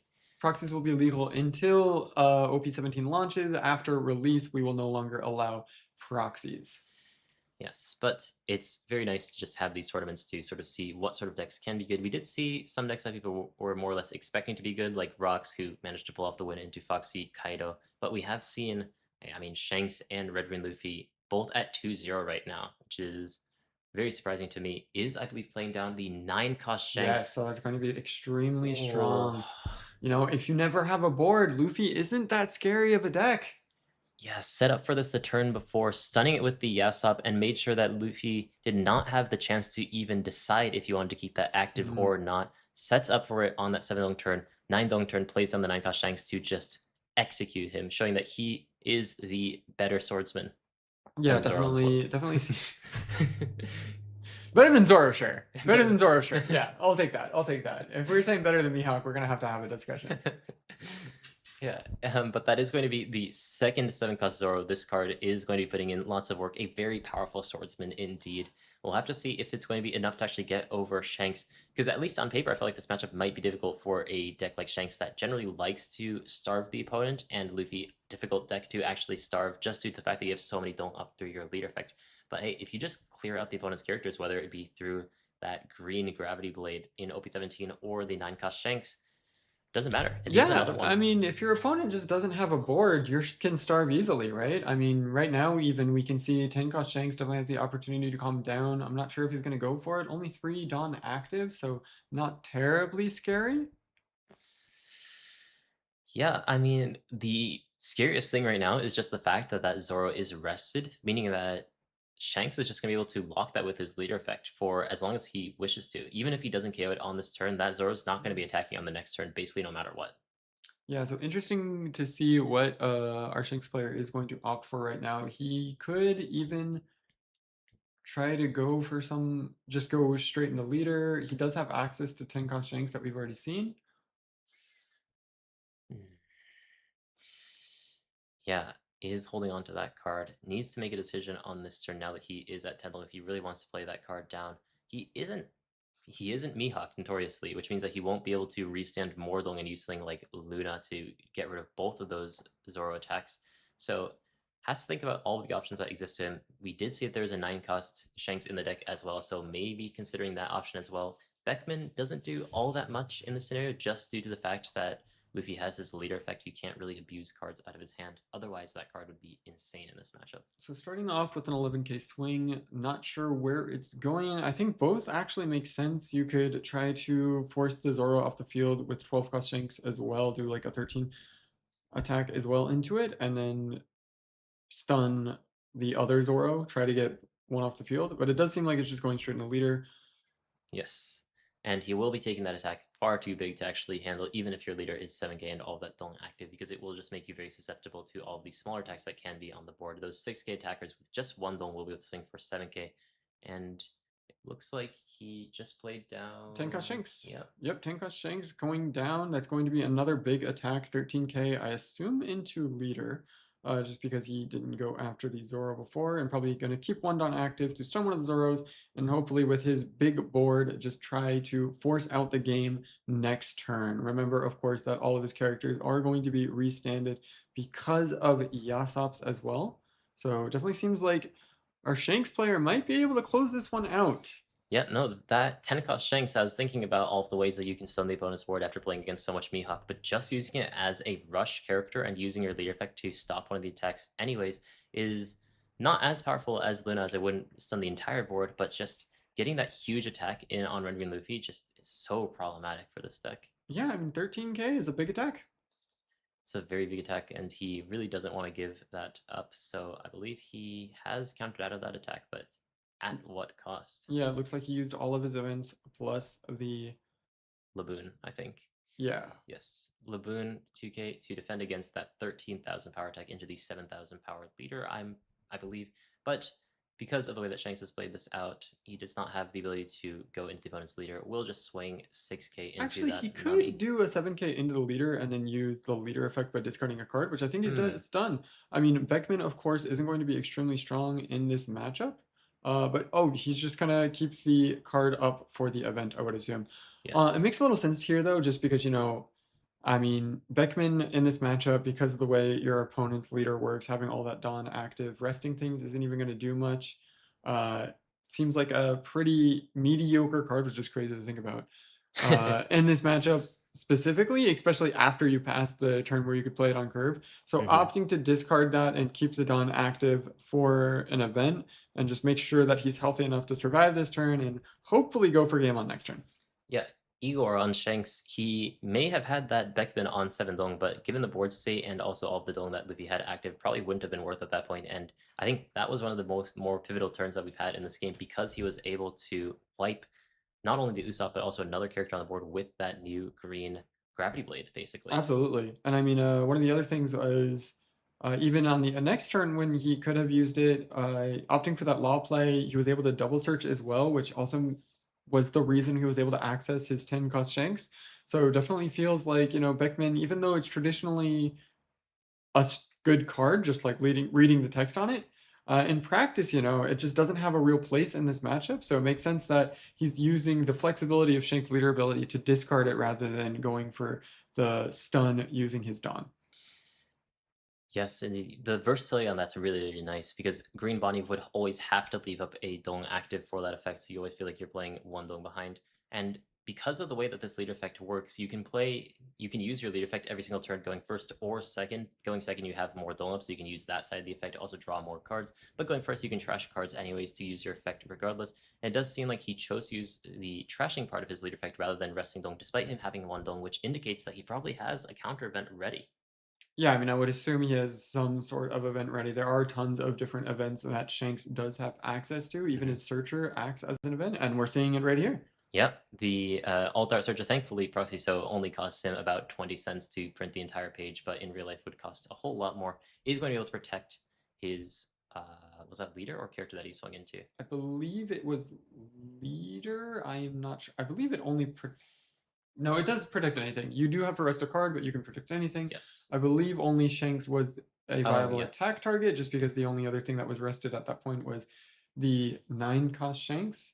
Yes, and he elected to rest the Yes up to make sure that he can meet that condition to get that plus 3k onto his leader. So nice bit of playing there. Also, we should mention the green Gravity Blade is also a plus 3k event. So this deck has a lot of counter events. So because that 10 cost Shanks restands 2 Dong, you can allocate 1 Dong for your leader effect and 1 Dong for a counter event very easily. But in the face of Luffy, we saw the turn before 7k leader and a 13k swing. That's the best way to get over 3 active. Don't just force them to give you an actual card. So Absolutely. So starting off with an 11k swing from the 9 cost Shanks, and there are tons of different good options that could be available to our Shanks player. We have stuff like the 9 cost Shanks, even a second 10 cost Shanks wouldn't be bad. Leader ability is going to be able to stop one of the 9 costs, so you don't really have the 7 cost Zoros, so you don't really have to worry about that. Just lots of options available to him right now, I would assume. yeah, thinking about what he wants to do, I think that's a Charleston that is on the board on top of his leader, I imagine. But in these later game turns as Luffy, things can start to get really complicated. You have to think about how much dueling you want to leave up, but also you have to make sure to actually develop enough attackers to close out the game yourself. Shanks is relatively low on life, but he still has a fair few cards in hand, and with that leader effect, we'll be able to keep stunning at least one character every single turn. So Red Green Luffy really needs to figure out which characters he can actually use as attackers to find a way to close out this game before Shanks just uses all of these small attacks on the board to slowly chip away at Red Wing Luffy's defenses. Absolutely. So definitely having a little bit of a think is our Shanks player. Definitely has a lot of options available to him. So not sure exactly where he wants to go with this right now. Yeah, I mean, he has so many options right now. All of his stones still there, ready to be used. So he could just split this up and try to bully as many resources out of Ryan, Fancy Munchlax. I keep messing up that name. But is thinking if he needs to develop his board even further. In these later game turns, sometimes developing your board doesn't have that much merit when the game's only going to go on for maybe one more turn. Absolutely. So splitting his Dawn around. I mean, maybe he's thinking he needs another character out to actually be able to go for game. I mean, I don't blame him. Like, Red Green Luffy is very, very tanky, and at a moment's notice, he can play something like the Forecast Nami plus Luna, for example, which, to be fair, would only stun some of those smaller characters, but if he plays on a Beckman, becomes even stronger. So, needs to make sure that he actually close out the game because Luffy can just stall for such a long time if you let him. Absolutely. I mean, Lucky Lou would also be another option to, be able to use the on attack effect to rest one of your opponent's characters or leaders, making sure that even though he only has one life, he won't be particularly susceptible Hmm. to a lethal turn, and then just use the excess stun to go after board. It seems like he's splitting for some kind of play that looks like that, but Yeah, I didn't even recall the other part of Lucky Roo's effect. Just being able to trash himself to rest when they put us leaders or characters, just giving you a green Bonnie leader effect is so powerful in a deck that already stuns one character by default with that leader effect. Is just going to attach Sumdong and swing with the S up first and foremost. does look like we're starting off with a 7k. Might Yes, be, yeah, 7k. I think it's 7k, which will at the very least either force two of the Dongs rested out of Red Green Luffy or some cards out of his hand. He has to think about what attacks may be coming after, and will be using the second Charleston, trashing one extra card, which is going to be the Laboon, 2k counter, which does indicate he might have a whole lot of counter in his hand right now. But importantly, it restands 3 more Dong to make it very difficult for Igor to actually break through on this turn. Absolutely. So Igor probably thinking a little bit about his turn now, what he actually wants to commit. Lucky Lou does seem like a very safe play if he does have access to it. Starting off though with an 11k attack into leader. Yeah, just trying to make it as awkward as possible for him, but I mean, there's still a whole lot of options. This turn is, even though we've been in this turn for quite a while, lots of things that can go down still, as he hasn't committed all too much Dong yet. Absolutely. I mean, another 9 cost Shanks could have also been a great option. It does seem like it's going to be that Lucky Lou looking at the top three, doing a little bit of a search, and then having an excellent on attack effect, making it so that you can rest one of your opponent's characters or leader, showing the event that is the uh, KO event that is going to effectively act like a Gravity Blade, but it also has counter attached to it, where it is going to be able to increase the power of one of your Shanks by 4,000 during the battle. Yeah, I don't know if the stream can hear it, but we are being bombarded by cicadas outside of Oh the yeah, room that. they are in full force. Yeah, so the cicadas screaming as Shanks is slowly getting a hold of this game, just playing the control game better than Red Green Luffy has up until this point, developing his board in a way that Red Green Luffy just hasn't been able to up until this point, and that Lucky Root is going to make that even easier. The next 7k swing going at leader, just forcing as many Dome cards out of Red Green Luffy as possible before this 10 cost Shanks is rested. 5k the swing, but Ryan does have to think about this one a little bit more if he wants to counter it out of hand. This just comes down to what he wants to do about this next 10 cost Shanks swing. Yeah, and it is going to be no Dawn attached, so he's just keeping a lot of Dawn up. Might be playing another character? Yeah, that Gravity Blade does not affect 7 cost, so would not be able to reach those 7 cost swords, but there are a couple of things you can do just by merit of being green. Don't have to run that red hair package. You can still run things like Luna, which would absolutely suck if that did end up happening, but I'd be surprised to see it, honestly. Yeah, so it looks like he is just going to opt to have some events up as an option. With Lucky Lou, seemingly 3 Dawn up, might be 4. A little bit hard to see. And, one of the Zoras being stopped. It just seems extremely hard to get through this for our red-green Luffy player.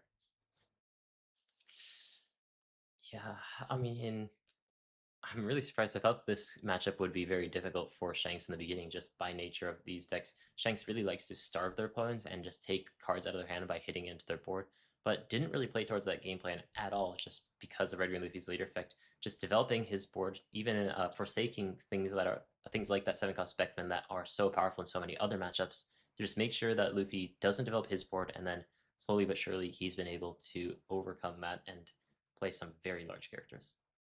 Also looks like we did get a little bit of a mistake from a Shanks player forgetting to use the Yasop effect. Probably would have wanted to restand those, even if just being used as a cost for event effects. But I mean, that's what's gonna happen when it's your very first event. I mean, that's why these events are so important. Just being able to practice for things like flame flame, and that's why it's good to actually do webcam and actually play with the actual cards where things aren't done for you. Shout out to Bossing Say. Yes, there is no sim in Bossing Say, and unfortunately, unlike the sim that would ask you if you want to restand your characters at the end of the turn, you need to remember to make that decision yourself. And as Yasop says, up to 1 character becomes active. By not choosing one, you have therefore chosen 0 characters to become active. So there is no changing that now, unfortunately, especially as they have gone into the next turn, which means that even if he wants to use that plus 3k event that we saw the turn before that rests a card to give plus 3k, he will not have a very good target, especially after the Lucky Root disappears. Yeah, it definitely looks like a bit of a difficult turn for our Luffy player. Interested to see how much time we have left in the round. Gonna check that real quick. Yeah, we are starting to get to that point where we have to think about the time. Timer is still a mystery to me because I wasn't able to make that work. But yeah, we have a little bit over 5 minutes left on the clock, so hopefully they can start to wrap things up. I will say this is probably closer to finish than it may look just due to the sheer volume of characters that are on the board. But Igor is slowly but surely choking RJ Luffy out of this game, I think. Yeah, it definitely seems like Shanks is in a very favorable position for sure. Luffy trying to figure out a way to get through this last life of Shanks. I mean, what options are available to him, right? I mean, I think the 7 cost Luffy could be something, being able to reduce one of the Shanks, try to take it out that way, but it definitely seems like, even if we get one of the characters off the board, just because we have such little access to restand events, we aren't going to be able to pressure very much otherwise. Yeah, and does look like he's just going to be attaching Dong and Swing with it, so not going to consider playing down some of those 7 costs. That's probably going to be an 11,000 power swing. And into leader, I would have to imagine, is going to make it pretty scary because you have to remember that that Lucky Root is going to be able to rest either one of the opponent's characters or leader. I mean, it did go through. Did go through. I mean, there's a lot of Dawn up, but that doesn't necessarily mean that events are available. We did see one 4K event, but we don't know how many actually are in Igor's hand. Looks like, what is that? Is that a Sanji? That's a Brook. That's a Brook. That's a Brook, Okay. which is going to rest one of the opponent's cards and restand the Zoro. And he's just going to go for it right now. He knows that he's out of time. He needs to finish the game right now because if it goes on any longer, then the game is just going to end for Igor. So he's going for the gamble here, and I think this is actually not restanding those characters with Yasop's effect. It was very pivotal if he has those plus 3k events because you need to rest a card. Absolutely. So seemingly countered out of the first attack with an event. Yeah, I mean, I think it really depends on what cards are in Igor's hand, right? I mean, I assume he's going to be able to easily stop this 1k attack. But can he stop the second Zoro attack? What kind of events does he have access to? Ooh. Oh, but we do see him spending events right now. This looks a little bit scary. Only one left. Yeah, and there's going to be the activate main from not Usopp, Brook to restand the Zoro. That's going to be 11,000 once again at leader. He's 4 plus 0 cost event? Who won? There's too few pixels on the screen. There's too few pixels. I believe it was 0 cost event. And I believe that is a conceding. As long as he had 1k counter after the plus 4k event, then he would be able to defend at that point. But, I mean, I think it's plus 3, so you would need 2. And if that is a 0 cost event, which the deck does tend to run, by nature of being a red hair pirates card, would mean that he would be able to defend against that last attack. Yeah, I do believe that was a 0 cost event plus the plus 4k, the KO event actually being plus 4k for a Shanks. Yes, we will get confirmation on that very shortly. But I do believe that that was Shanks holding out until the very end. Luffy going for the Hail Mary, trying to get that restand and break through that last life with the 6-cost Brook, but unfortunately just not enough in the face of all of those. Oh, no, checking, it looks like it was not a 0 cost event. It was just another event that was available, and it was Ryan taking the game. Okay, which means, yeah, my question, it's also difficult for us. We don't know all of the cards by the pictures of them, so we may mess up that as well. I think just not restanding the Usopp or the Yasops there made it so that it was very tricky to use some of those plus 3k events, made things very awkward, did end up resting one of the characters on the board for one of those effects, but ended up just not having enough counter, I guess. I think, yeah, I mean, I would have to see exactly what cards were in his hand. It was a little bit hard to tell for sure. Okay, yeah, no, we do have confirmation. Red Green Luffy did win. My apologies. Very hard to see from the few pixels that we had on the screen. So congratulations once again to the Red Green Luffy, who's now going to be 3-0 in this tournament, despite having a very small share. Up there in the corner right now is Red Green Luffy, but has made it into the top 8 essentially this tournament. I do believe that we don't have a full tournament just as people dropped out last second, unfortunately. Yeah, we did have a little bit of no shows today, which I mean is bound to happen when you're having tournaments like this. But yeah, so we might end up only having 5 rounds. It is still yet to be determined. It kind of depends on how everything plays out. We will see. Yeah, we will definitely see. That was a much longer game than the second one, so we probably will not see the latter half of another game. And hopefully the next game will have a little bit more pixels on the screen for you guys. But still, that means Red Green Luffy 3-0. 3-0, not what I would have expected going into today for sure. Yeah, this is terrible for all the people who are excited to play OP17. Another couple of months of controlled terror.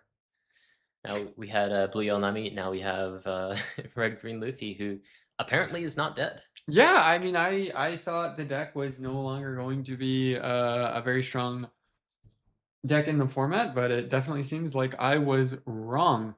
And I'm happy to be wrong. I definitely love seeing more and more decks in the format, especially when you have such different types of decks. Very interesting. So currently we have 6 undefeated. Thank you, Risu. Shout out to Risu for helping us with this event with Eggman as well. We have 6 undefeated players, 2 Hawks, 1 Luffy, 1 Kaido, 1 Enel, 1 Rocks. No black Luffys are left. But we do have a Kaido. We do have the Kaido still in the tournament. We have 6 undefeated, which means that we may have 2 more rounds. We may have 3 more rounds, depending on how the ladder ends up breaking up there. Oh no, I think that guarantees that there's going to be 2 more rounds, isn't there? Because oh no, there could be 1 more, so depending on next round. There will be 3 after that. And then no, it guarantees, right? Guarantees. It depends. So there's going to be all 6 people play against each other. There's going to be 3 people left. 2 of those people are going to play against each other, and 1 person has to play against one of the X1 people. Yeah, And so that depends. It's the three. If the X1 wins his round, then we'll only have 5 rounds, and if he doesn't, we will end up having a 6th round. yeah, so it'll be exciting. Hopefully, we get 6 rounds. I would like to see that, but now that we have 6 undefeated, we have. I mean, we have a couple of interesting decks. Maybe some that we've expected. 2 Mihawks still left. Does seem to be one of the more powerful picks in this meta. But the other decks, aside from the Red Green Luffy, I think are relatively expected. What would you maybe want to see next? Yeah, I mean, I definitely think I'm very interested to see, is our Kaido player the same Kaido player as previous? Um, Yeah, I'd be surprised if there were multiple Kaidos, but I mean, there are 2 Kaido players that exist, seemingly. So yeah, if the Kaido's still around, it might be nice to just see what he's doing because there was some pretty interesting cards in his deck, like that 4-cost Ranky. yeah, definitely interested in seeing that. What was there? We could definitely look at another Rocks game for sure. We didn't really get to, highlight some of the strengths of Rocks. There's also Inno, which, a lot of people I think were naysaying a little bit on in general. So interested to see how they are going to end up, doing. Yes, actually overall. curious what the next Rocks matchup is, who they are going to be fighting against, because that might be one to check out for sure to see what the deck can actually do when it gets the cards that it needs. We do not have the Kaido deck list yet, but all deck lists will be released after the event is over on Eggman Events, so be sure to check that out. It definitely was a very interesting list, so definitely think it's going to be, a little bit of a shake-up for the meta in general. 4-cost Frankie, good card. Very good card. Yeah, I mean, didn't do anything in the game that we saw before, but it makes a lot of sense in our head now that we're starting to see these sorts of things. So I think as we're starting to get set up for the last couple of rounds, as people are fighting for some of those top spots, let's first of all make the graphic, but talk about the next matchup that might be coming up, which is question mark. We still don't. Oh, we still don't know. We're still in overtime. Okay. Oh, we're still in overtime. Yeah, Interesting. we're still in so overtime. That makes sense. The So X0 matchup. we have to wait for the round to end to get to another round. I'm unplugging the mic. The way the game works is that we have to make sure that everyone finishes to figure out what the matchups are. That's just kind of that's how tournaments work. I don't know if you've ever been in a tournament before. It's been a while. In Japan, you don't get very many. Also true. You don't get very many championships in Japan, so a lot of times, especially with the double loss rule in Japan, you just go next match, next match, next match, next match. So those overtime rules that the West has can be very, very helpful. Okay, it does look like we have round 4 live. Going to check out what our players are playing. Oh, it is a different Kaido that is 3-0 right now. Interesting. So the Kaido that we saw in round 2 did unfortunately lose his 3rd match, but that did mean that there were 2 undefeated Kaidos up until that last match. I believe it is a different Kaido. Yeah, it is a different Kaido. Okay. Oh, that's very interesting. So I believe that is table 1. Okay. And he is playing against a Mihawk, so will be, that again, but might be interesting to see other options. If we want to see them, give me 1 second while I check it out. We have Diego, who is playing OP17 NL, going up against Sean. My favorite deck, Sean. Sean is playing Mihawk, so I don't think we're going to go to that. Which would make our last matchup Ryan versus Nathan, which of course is going to be Luffy versus Rocks. Do we want to watch another I mean, technically we have seen a little bit of Red Green Luffy versus Rocks. I think I'd rather watch the Kaido game, to be honest. Kaido versus Mihawk? Kaido versus Mihawk. I guess let's go into that one then. So this will be Akuma against... I'm in stream mode, so I can't actually tell, but it's okay because I think all of my system sounds are muted. Zyfroid? Look how clean these cameras are. We'll get that on screen for you guys, but these cameras are crisp. The high quality gameplay for the high quality camera. Thank you very much to everyone who has joined this tournament. Let's get Akuma on the screen because I saw him in my Discord server just yesterday saying that he was going to take it home with Kaido talking about how... Why can't I not? I can't change the text here. He was saying that he's going to bring it home with Kaido, and so far he is doing really well. So yeah, 3-0 with Kaido going into this next round against Mihawk. I mean, Kaido definitely seemingly very good. I mean, we so far solid win the first round, and now it is in a different player going 3-0 so far. So, our Kaido player is definitely seemingly doing relatively well compared to some other decks. Rocks, even though it is seemingly the most played deck this tournament, only one player still undefeated. Very interesting so far as this tournament. NL as well, only one player on that NL deck, but it is undefeated. Very interesting meta seemingly shaping up so far. Yep, and we will be jumping into game very soon. Thankfully, this time we have it on lock for you guys before the game actually starts, but the overlay is still moving around like crazy as I get everything centered.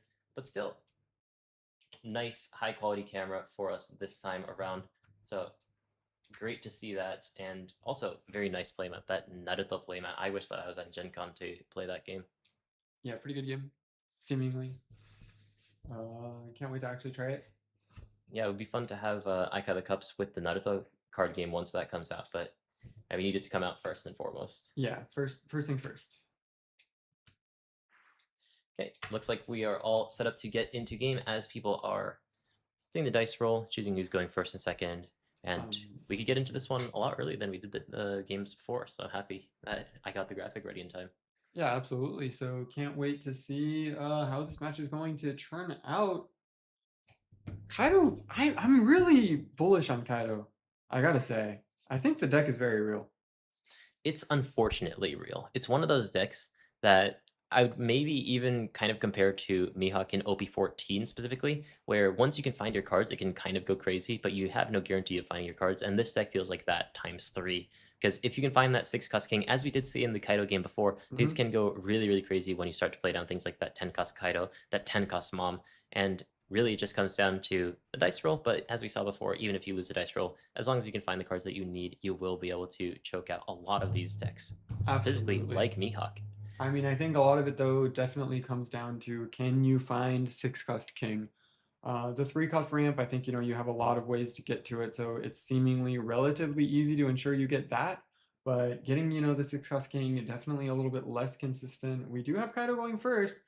Does he have queen to start? No, but he does have a search. No, that's going to be perfectly fine because you are going to be going first. So as long as you find the queen on this next turn, you will be able to play that down and get the ramp in the exact same turn.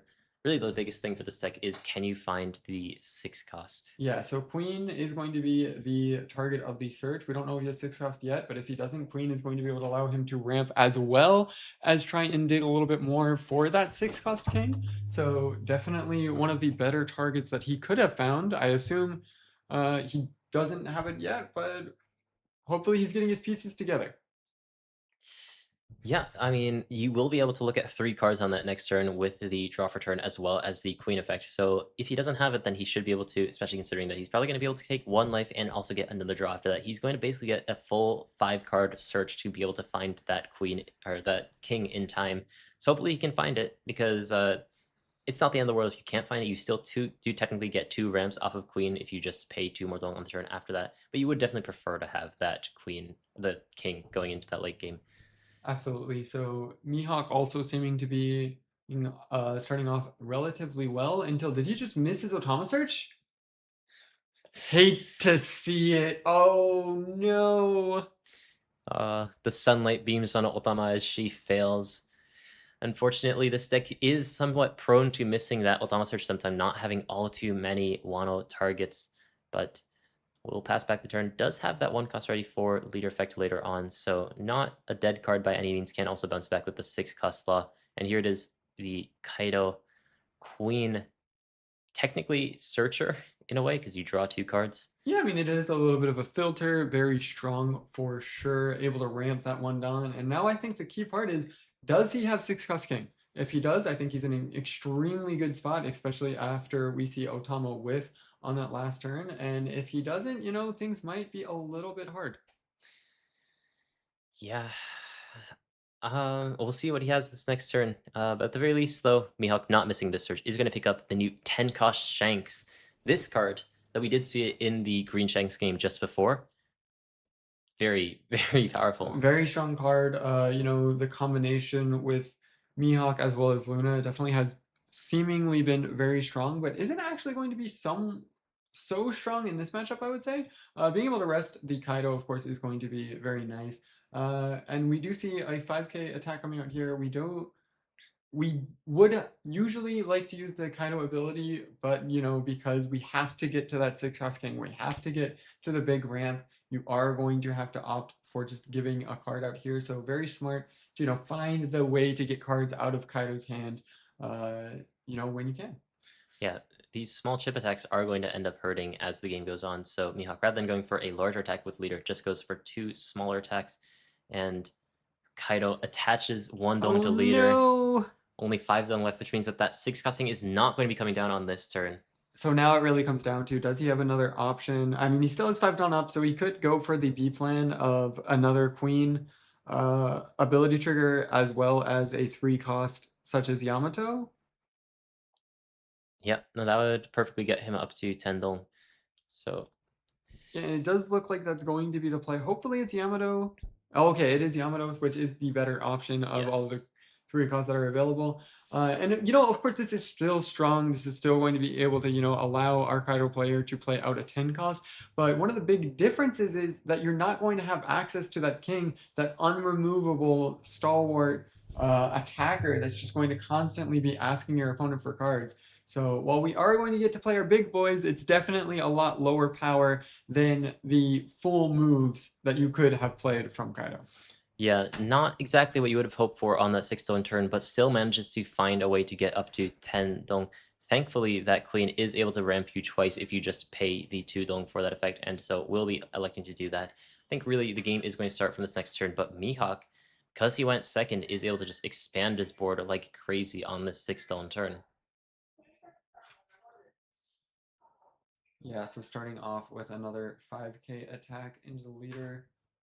He does still have a lot of life, so you know, not struggling yet. Very interesting to see those 5k attacks with that Kiemon really trying to create more pressure into this Kaido opponent. And now I think the next question is, you know, what 10 Shit. costs do we have? As I remember that we are streaming through Discord, so I cannot check messages, but it will. You It, can use your phone. yes, I can look at my phone, so I'll do that to make sure that I'm not missing anything important from our moderators. Big shout out to Eggman Events for helping out with this event, making it possible as we just get to yap a little bit as we fail to use OBS.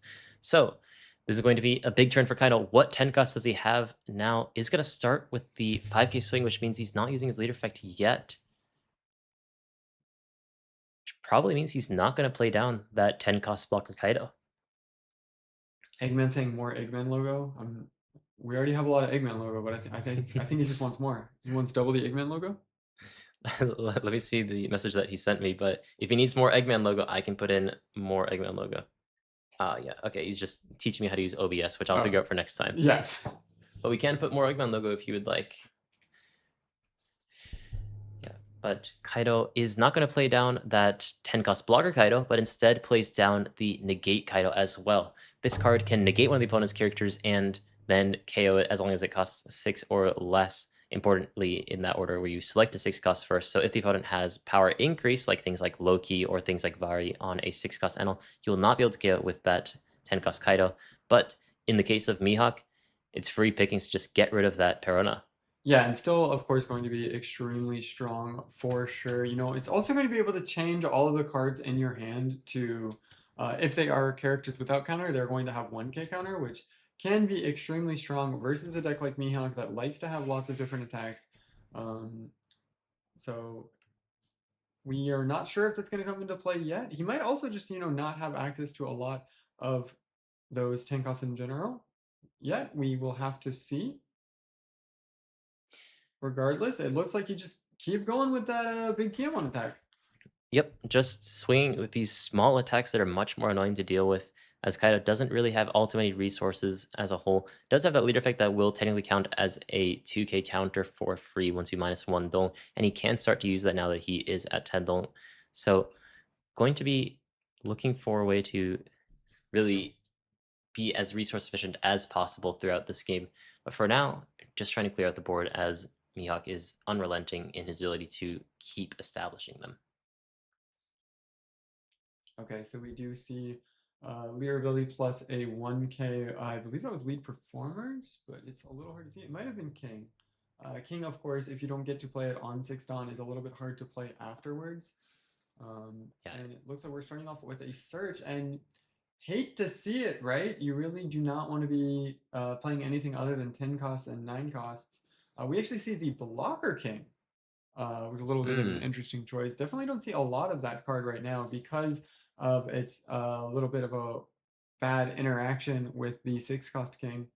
But is something to play this turn if you didn't have any options already. that's true. I didn't even think about that interaction. That does kind of suck, doesn't it? Yeah, that's a bit unfortunate, but does run it in his deck and might be able to use it in this game. Still a very large blocker with the effect to turn any of the cards in your hand into effectively 2Ks. So alongside your leader effect, will start to fix one of the big issues that Kaido has in just having so many bricks. So still in a relatively good spot in a relatively good matchup, though Mihawk has a whole lot of characters on the board. If he has something like 9 Mom on this turn, I think that he could be in a very nice spot, but we have to see what he's going to play. Yeah, so it looks like we're going to start off with the big Kaido attack. Wondering where that's going. Could just be into the Mihawk. Yeah, it's just going to be into the Mihawk. I imagine he's going to. Is he going to starve? Traditionally, this deck does like to starve in general, but it looks like it's going to be going into leader, just asking for a 2K, or asking for 1K, but getting a 2K. Love to see that value. Yeah, and the what's that called? Kawamatsu is a 2K that you don't see as often, but people have been teching in a little bit more as people have been running things like the Wano package, just a slash Wano character with 5 cost. Makes it pretty good just if you don't find your curve, but this time just gonna be used as a cheeky little counter card in this deck. And we do see the lead performers coming out. That is lead performers, right? Yes, I lead do believe performers so. coming out.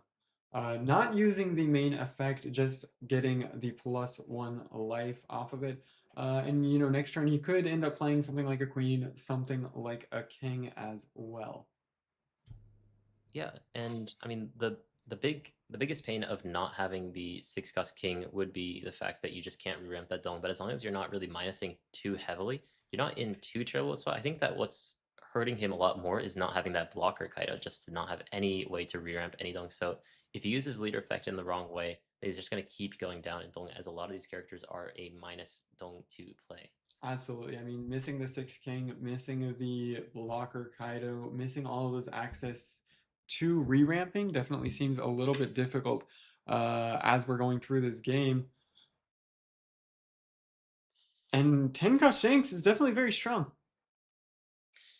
Yeah, it is a very strong card, resting all of those characters. Thankfully, they are much too large for Mihawk to actually interact with things like Luna, one of the benefits of the Kaido side of this matchup. But still, just resting all those characters and a 12,000 power rush character is going to be just, I mean, it's still a lot to deal with. Absolutely. Definitely looking for something here. Going to use leader ability, resting the Perona. Um, why does he only have 3 Dawn? I think he might have forgotten to use the restand from the Shanks. It is possible. I wasn't paying as much attention as I've been trying to make sure that all of our audio is in check.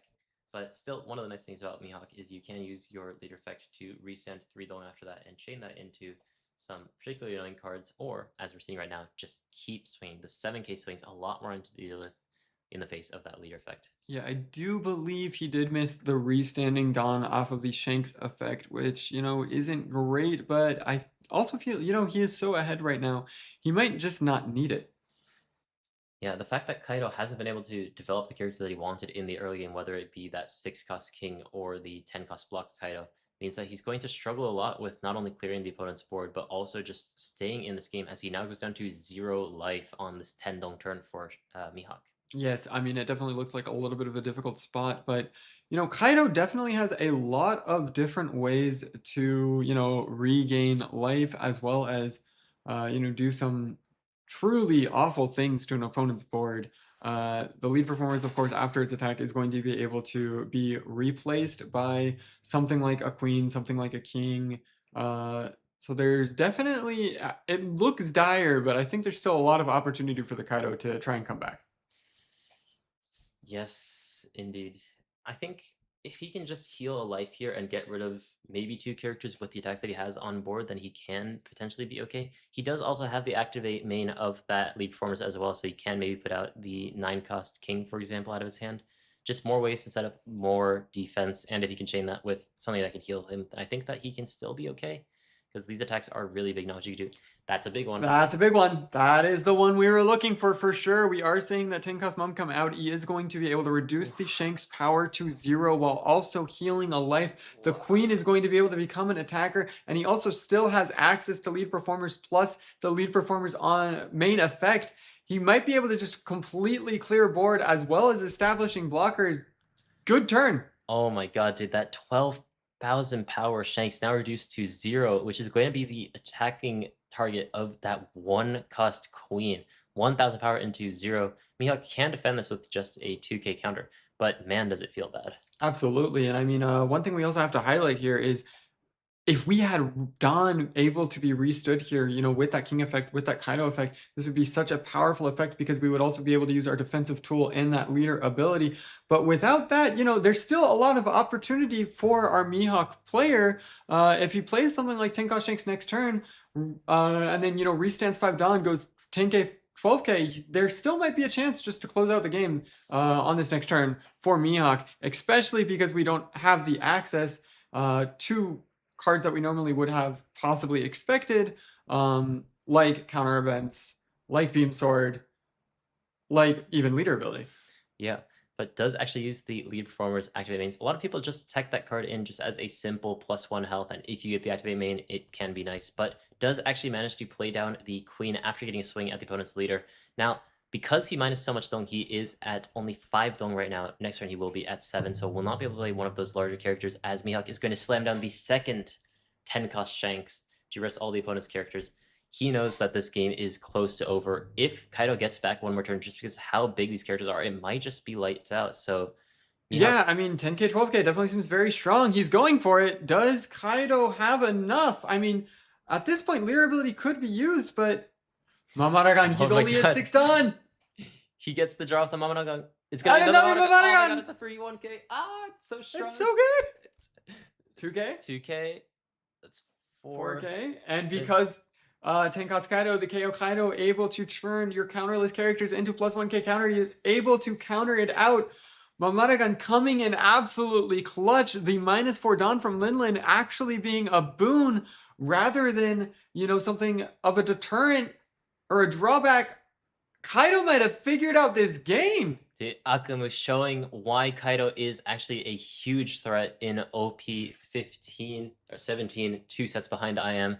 But this deck doing so much work right now, healing turn after turn, stalling just that little bit of time and wiping the opponent's board. That 10-cost bomb was such a massive swing, which is going to mean that Kaido is going to survive this turn and might be looking for the game as he goes to, I thought would be 7 dong. Oh, but he uses leader effect. So yes, 6 dong now, which is honestly not that much, but I mean, his characters are gigantic. Banish coming out, and it was a Luna. What a banish! Oh my god! Oh my god! Luna's trigger being able to rest any character, but not able to happen if you have to be banished. One of the rare effects in One Piece actually mattering so much. Actually, the biggest banish that we've ever seen. Oh my god! Can he counter out of this monstrous attack? 15k into. Oh my goodness, banishing the Luna. What a game! No, dude, the attack is so large, and yeah, I think and that looks is like just it went through. What a banish! Oh my god, dude! I think what an absolute crazy banish. Because if he didn't have that banish, then he would have to get an attack through with his leader, which, to be fair, isn't impossible. Isn't impossible, but he also was already committing Dawn. That's not a lot of Dawn left. Yeah. No, it wouldn't. I think it would be like 10k maximum with the leader because he had already commit a dong to that. Yeah, I mean, it's like your attacks are 12k, 12k. You're effectively reducing an attack by 7k power. At 8k power, if you count the 1k that you're getting from the leader. Yep. That would have been absolutely gigantic. Yeah, I mean, you have to imagine he probably would have had lethal anyways, given the fact that Mihawk just felt like he had to go for the turn before. Yeah. But still, just but I mean, you're never relying on the Luna, right? Like on the trigger. That's so fair, I think. So I guess he. Man, but you really have no way of knowing unless you run Yeah, I 4 mean, copies of Luna or something, which some people do. even if you do though, that's just not extremely likely, right? Yeah, even if you run 4 copies of a card, the chance of it being in your life is around 1 in 3, and for it to be in exactly the right place, which it was in this game. Queen, good card. Banish, Queen, good effect. yeah, starting off with the banish was the single most important part of that game. Yeah, the oh my god, the lead performance actually mattering it's so much at so the end. much. Getting the heal off of that and then also turning into the queen, getting that banish, the leader performance in queen, absolutely carrying that game. And now Kaido is 4-0 heading into the final game. Yeah, it could be the final game. We're Oh, gonna have also true. We yes, have 3 undefeated players. yes. So 2 of them will be matching into each other. One of them will be matching into one of the X1 players. Maybe interesting to see that match, but we'll probably just choose whichever deck is the most interesting. But honestly, the X1 versus the X0 match is going to be very important because that's going to decide whether or not this tournament's going to end in 5 rounds or 6 rounds. Once again, the iKailaCup registrations were up from about 2 days ago, but because of some last-minute cancellations just due to not submitting the deck list on time, we have unfortunately had some people drop out from this tournament. But if you don't want to miss some of these tournaments, if you want to play in some of them, we're probably going to have them at the same starting time. That is 9:30 a.m. in Japan, and time zones, you can do that on your own. Time zones. Time zones, which unfortunately we still have some European players in this tournament, surprisingly. Yeah. Even Fancy Munchlax is a 16-year-old in Europe who is way past his bedtime right now to play in this tournament. So thank you very much to him. He was actually X0 up until this point, so hopefully he can continue to do so. Summer vacation, man. We still have 13 minutes left in the round, so you want to hop into one of the other games? Yes, we could. But I do actually want to talk a little bit about because Okay. Oh, yeah, there's as we can see in the corner right here, we have some nice sponsors. And actually, I do want to tell you, if you didn't know, that the summer sale actually has just started for Sleeve Chief. a summer sale? Yes. So if you use code Kai5 at checkout, as well as the link in the description below, then you can check out all of the products. There are a couple of restocks, and in the next couple of days as well, there's going to be new variations of some products as well. There is the Night Blossom binder, as well as Deck Box Collection, the Elite Series. A lot of people loved the Cherry Blossom pink version, but now we have a really nice looking black and gold version of that as well. So if you want to get some beautiful products at a discounted price, now is the time with the summer sale for Sleep Chief. Absolutely. Yep. Check it out. Check it out. So taking a look, it seems like Ryan Fancy Munchlax did end up losing to Rocks. So we do have an undefeated Rocks, an undefeated Kaido, and one more deck, probably the winner of table 2, I believe. Yes. So you want to check that out, table 2? I mean, we could even go to one of the lower tables if you wanted to. That could be something fun to check out some sort of gremlin decks that are sneaking through this tournament. We can check out some gremlins if you want. Let's I'll just go on a random one. I mean, I think that one's Kaido, that one's Rocks. We can see what maybe we've already seen this guy. Let's check out this one. What is playing? What are they playing? This is going to be yeah. Oh wow, it's a black Luffy mirror. So a black. Let's just check this black one and white black Luffy mirror. Okay. Yeah. Hey, and so remember, proxies are legal for this tournament, and we are just going to be jumping into this, so we don't have the graphic quite prepared for this yet. But this is going to be a Black Luffy, I believe, at an X1 table, as this was table 8, so it could potentially even be X2, depending on some of the pairings. But Black Luffy, how do you feel about this second OP17? Not great. I think it's okay. I think Sabo exists. So Sabo exists, but if you disregard that matchup, which, as we see from this tournament, not a very high play rate, that I think that Luffy is actually in a fairly good spot. I think Luffy's in a fairly good spot. My biggest problem with Luffy right now is that Sabo kind of just does very similar things right now. Like Luffy's defensive leader ability doesn't truly synergize with a lot of his cards. The real reason you're playing Luffy ends up being just because Gerd is an absolutely insane card. But I don't know if that's enough to play it over Sabo, in my personal opinion. I think everyone's, just trying everything right now, which makes a lot of sense. Yeah. I mean, Luffy, by virtue of having so many blockers on the field, does have a better Rocks matchup, to be fair. That Rocks matchup can be close to 50-50 if you are playing the Elbaf version of Subble, but with Luffy, you are relatively confidently winning in that matchup. So I do think that there is quite a bit of merit to playing Black Luffy, but the biggest issue, of course, is going to be that Sabo matchup itself, unfortunately. If you manage to deal with that Sabo matchup, then I think the deck is in a really, really good spot. but just the fact that you're playing the same deck, but their characters and leader are all 1,000 power higher than yours is going to suck a lot, as that's a big event. That's the black gravity blade that was printed out in this Yeah, and set. it seemingly got a Luffy, so apparently there was like a -1 effect as well. Oh, he's playing Tempest Kick. Yes, So so Tempest Kick into Grav Blade. the control variant of this deck can be very scary, I think. I think that this probably is the correct way to play this deck at this point. You do have to, if you play the normal version, just always be on the back foot against a deck like Sabo. But if you play the control variant of the deck with things like Tempest Kick and in tandem with things like Loki, which is also a blocker, you can clear some very large bodies. Also, that Gravity Blade as well doing a whole lot of work, as we just saw. I agree. I do think, playing some kind of control variant is definitely going to be very strong just because it gives it its own unique identity, right? It's going to be able to do things that Sabo isn't really able to do. It's going to be able to, use its blockers a little bit better because it's playing a little bit of a slower game. So I definitely think that's the ideal way to play it, and it definitely looks like our right player is looking very good right now. Yeah, he's feeling very confident, has a full board, and it's really hard to fight back in some of these matchups when you can't clear the opponent's board. If you don't have a board of your own, then you can only realistically clear one of the opponent's characters, but that Loki being a blocker and only having one life right now makes it even harder to actually fight back. You realistically only have your leader attack, plus maybe that 8 cost Luffy if you play it down. Absolutely. So yeah, it definitely looks like there is a bit of a lot of cards to try and get over. We have three giants as well, so it's not like you can have a very easy answer either. Yeah. And this is an X1 match as we are waiting for the potentially final, maybe second to last round of the iKailaCup. So this is just a Black Luffy mirror as we are waiting for the final match, which is why we don't have the graphics already.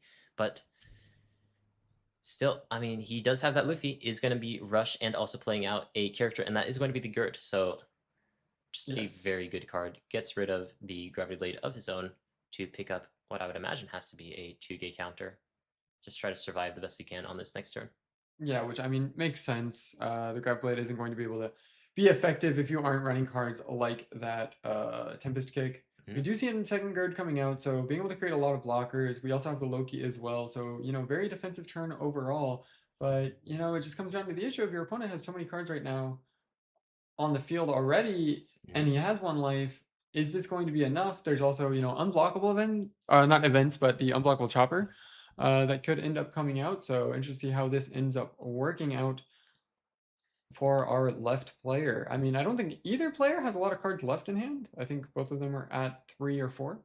Yes, I do believe that the Black Luffy on the right side has 4 cards now after the draw, and the Luffy on the left has 3. But he does have 3 blockers on the field, so as long as he doesn't have the unblockable chopper, then I mean, he might still be able to hold on for a little bit longer. Yeah, I mean, I also think it depends on does he have access to another 8 cost Luffy. Starting off with a 5k attack, just trying to figure out, what's going on. Do you have counter in your hand? Are you going to give me something delicious for free?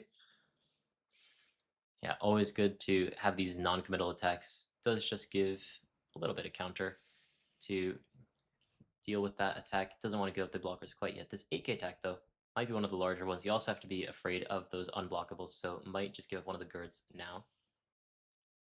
Is going to do Hmm. so. And I think now it's what else do we have? We have 2 blockers in the field, so we don't need to be super committal, especially because our opponent only has Gerd, Luffy, and Loki. Yes, it Yeah. was 52-player event. We had a couple of cancels uh, because of no shows and failing to submit deck lists. Yes, and now our Luffy on the right side is thinking if he wants to rest these characters, Saul as well as the Loki are in fact going to become blockers during the opponent's turn, so you have to make the decision. Because he is at 1 life himself, he can't really afford to just rest these characters and break through when he knows that he won't be able to go for a game. So he's going to start with that 8 cost Luffy, draws 1 card on play, plays any 2 cost out of trash. I mean, Gerd would seemingly be very strong right now, just being able to get a blocker out as well as, replacing one of your counterless with a 2k, making sure you can survive the next turn, apply a little bit of pressure. Yeah. Generally, once you start getting to this point where you just spam out these 8-cost Luffys, you like to just play down either the Robin or the Gerd, but I do think that is the... Oh man, the black and white proxies are getting me here. Black and white proxies are getting me. I think that was an Usopp? Oh, I think it's Brook. It's Oh, Brook. Brook. Yeah, Okay, yeah. yeah, discarding the card. Yeah, That's very discard interesting. card. Yeah, going for the much more aggressive play here, getting one card out of his hand, forcing him to trash one card. Now down to only one card left in his hand. He has 2 Dawn left. He could end up doing something like double Chopper. I feel like he would have went for it much earlier if he had it. Is the thing for It's me. just going to be 2 So, Dawn active pass. yeah, I mean, it does have a lot of events that he can use to counter out some of those attacks. So feeling rather safe here going for the Brook rather than something like the Gerd. One nice thing, because that Luffy can play out any 2 costs left, is that as long as you have a Chopper in your trash, you always have the threat of an unblockable Luffy just out of nowhere. So if you just have one in your hand, you technically have 2. Absolutely. Another quick announcement. We do have all of our undefeated players now. It is going to be 1 Kaido, 1 Enel, and 1 Rock. So 2 new decks from OP17, as well as, you know, the man, the myth, the legend, God Enel, sticking around for one more set. Yeah, and the second highest play rate the second highest play rate deck Mihawk is now out of the running for contention as Purple NL, to everyone's dismay, is still powerful at OP17. Still pretty good. Still pretty good, but we do thankfully have a Kaido and Enel, which is or Kaido, Enel, and Rocks as our last 3 decks that are undefeated. Not exactly the 3 that I was expecting to see. The Rocks was more understandable, but still not very many Salvo in this tournament. 0 Linlin as well, and these decks just haven't been able to win all the way through yet. Yeah, I mean, I think it's definitely interesting, you know, to see what people are wanting to play.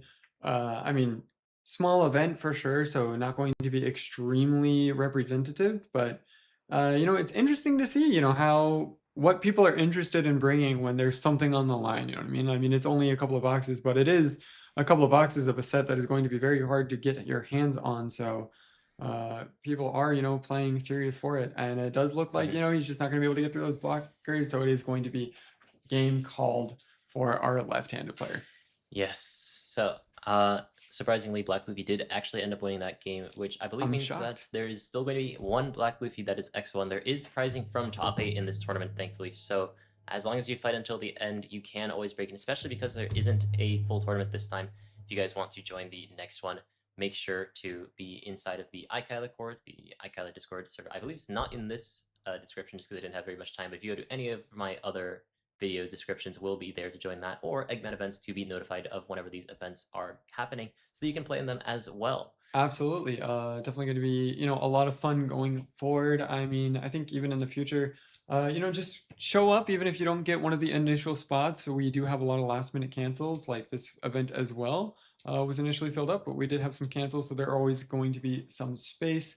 So, you know, just show up, have some fun. It'll be a good time. Yes. Yeah, even if it fills up quickly, because it did fill up very, very fast when I first put out the registration link. People will be canceling, people will be refunding, lots of time zone difficulties. A lot of people will be canceling just based on messing up time zones. We almost messed up the call time today. He was almost an hour late, just thinking that it was at 10:30 and not 9:30 for Daylight savings time. Messes with me really bad.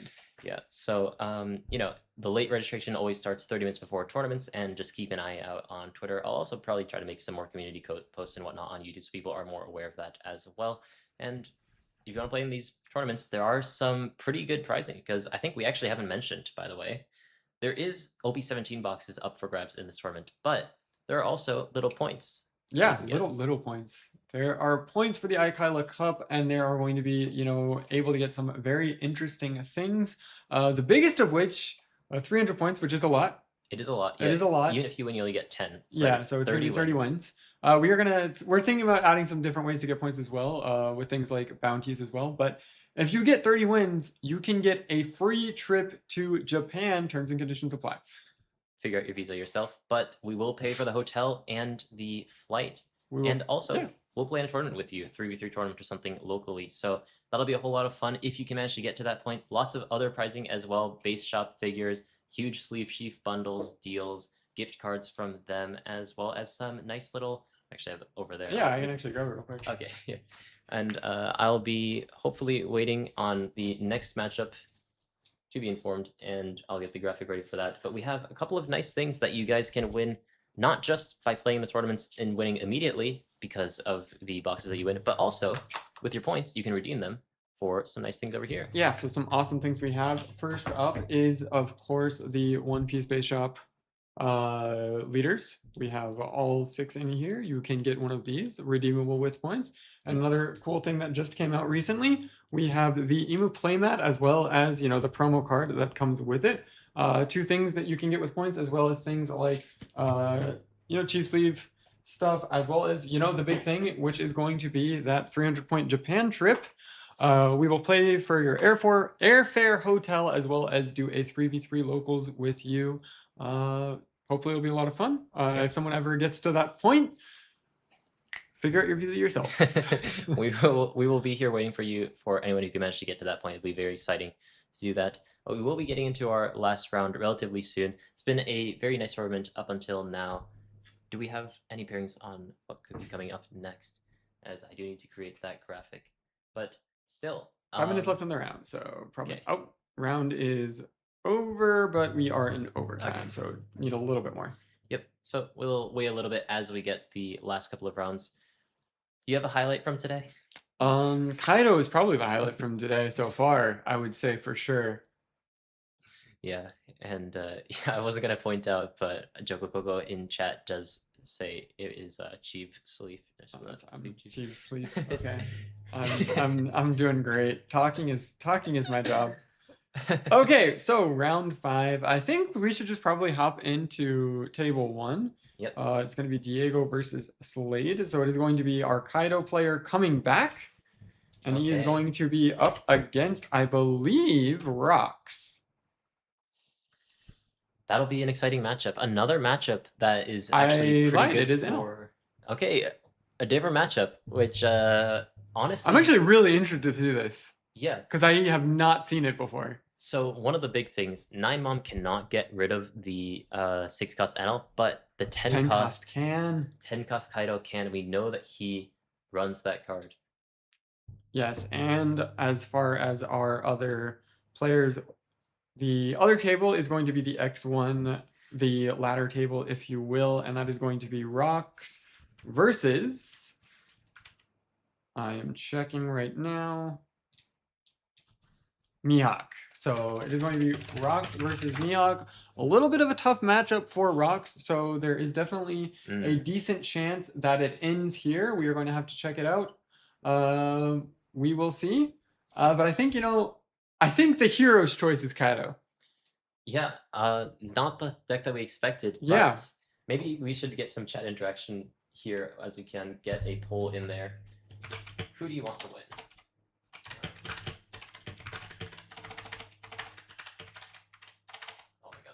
Is not agreeing with me. It's not agreeing with you at all.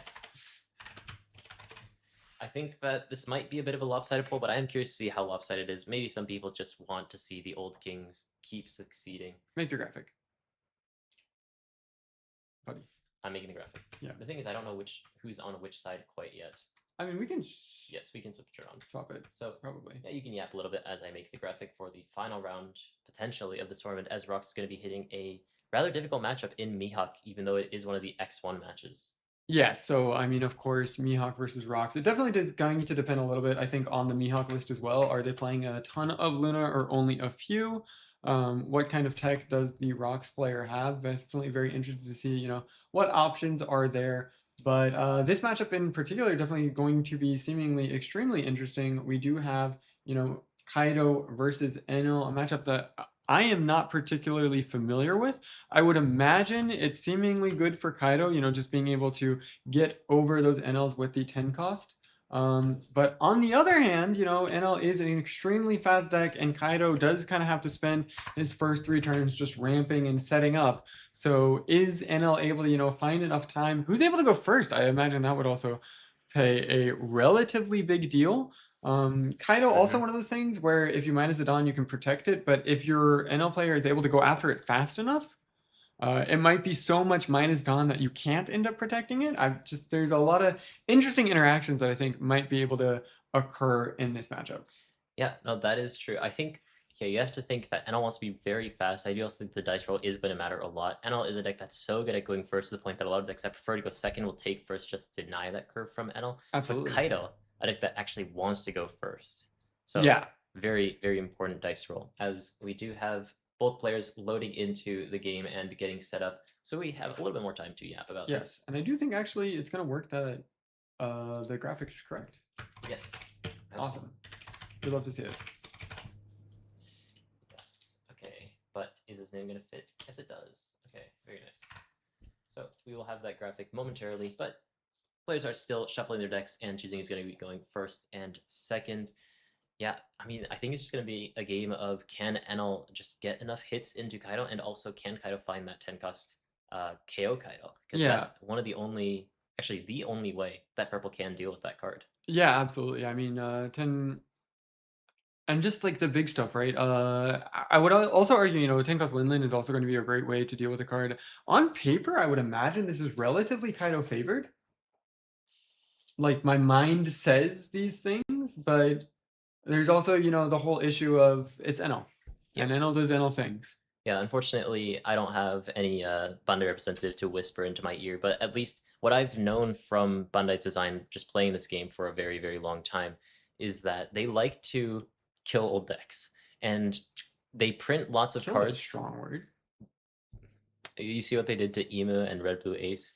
They like to make sure that decks don't last that long in the meta to make sure that the meta isn't all too stale. And I think that OP17, NL has been printed in OP15. It's been 2 sets since he's been released, and he still seems relatively powerful. Mihawk is even older. Mihawk is older, but he did get a start deck, so technically he's a new leader. Yes, Zora got a that start is deck. Okay. Yeah, okay. No, this is how that works, because we also have like Blue Doflamingo come back with the start decks as well, and that's an OP01 leader. Okay. Yes, but really, I think that a lot of the times Bandai specifically creates cards that deny or counter decks that have existed or have been problematic in the metas before. We have seen things like Teach with the one cost Q, for example, that are very good at dealing with NL's cards. And I think that they have printed some cards that are very good in Kaido that can deal with NL, and we just need to see if it's enough. Absolutely. I mean, I think one of the strategies that might be available is to use, cards like Vari, because you have to select before you negate. You will not be able to select the NL if Vari is used. So definitely a very strong, card that can be used to, play around the 10 cost Kaido. And it's definitely one of those things where it's a very obvious turn when it's coming, right? And definitely Kaido is the people's hero for sure. Yeah, and thank you to all 167 people who have voted in this poll. It seems like 83% of people want Kaido to win in this match. Yeah, I mean... yeah, I can't blame him. I can't blame him. Yeah. I want Kaido to win. Yeah, and let's just jump into this. We are still shuffling, but if we can catch who's going first or second, I think that will mean quite a bit for this matchup. What was the 4-cost Kaido used earlier? It was Kamazo. It is a 4-cost 5k, 2k counter, and when you reduce your Dawn, so you put a Dawn back to your Dawn deck, you are able to KO at 2 costs. So it's actually going to be very, very strong versus decks like NL, decks like Goofy, just a lot of even decks like Sabo or Black Luffy. It's just a very good card, via 2k when you don't need it, but when you're going second and you can just play it on curve, it's something that's going to be available to just constantly get cards KO'd. Yep. And I mean, one thing I do have to agree with chat here is that I think that good NL players, I can respect them a lot. There's a lot of difficult lines that you have to take as NL to actually make this deck function in the face of some of these more difficult matchups. I don't respect Mihawk. Just as a deck fundamentally. People who play them, I have no qualms with them. But Mihawk as a deck has caused me so much trouble since my EMA decks that when I see that leader, I'm not having a great time. So I'm happy to see it not in the X0 bracket anymore. As we do jump into this game, it does look like NL was able to go first. You are completely wrong. I'm completely wrong. I'm completely wrong. I only saw one dong on NL's side, but no, he is going second, which means that Kaido is going first, which is going to be very good for him. Yeah, so the big thing here is Kaido going to be able to, play something here that gives him a Dawn. 3 is a good number. Yamato, that's great. Love to see it. Now, does he have King? If he has the king, this is exactly what he wants to see. Doesn't have the queen, which will help filter for that king, but if he just has it in his hand already, it doesn't really matter. Is Kaido not base cost? Kaido is not base cost. If it was, it would be very good because he could play into things like what the Loki, but that Yes. is not available to him. I'm sure all Kaido players would love if we could have changed that. Yes, but all king players like that it is not based on base cost. That effect is specifically designed so that king can also use it to get rid of an 8 cost on the board, but eh, king needs a little bit more than that, unfortunately, even though the card is very, very strong. So we are seeing shoulda come out, shoulda immediately being used to attack. Kai messing with the graphic and failing at it. But we don't have to tell anybody about that. Yeah, I'm just making sure that everything is in frame. There we go. There we go. Yep.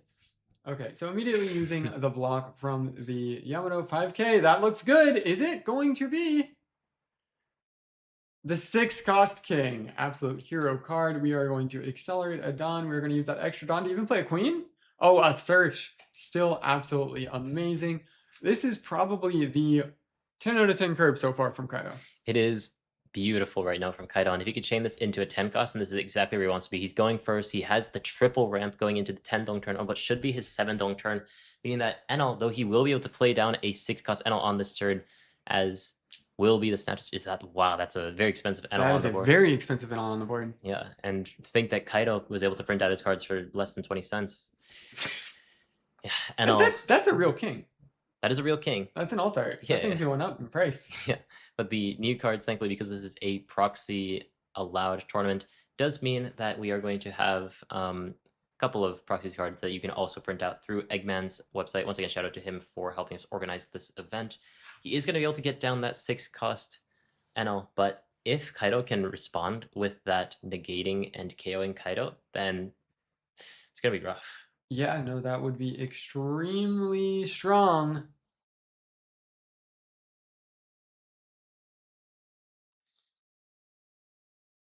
Seems like our NL player is just debating about whether or not he wants to use some of its events to search for something, I would assume, before using his leader ability.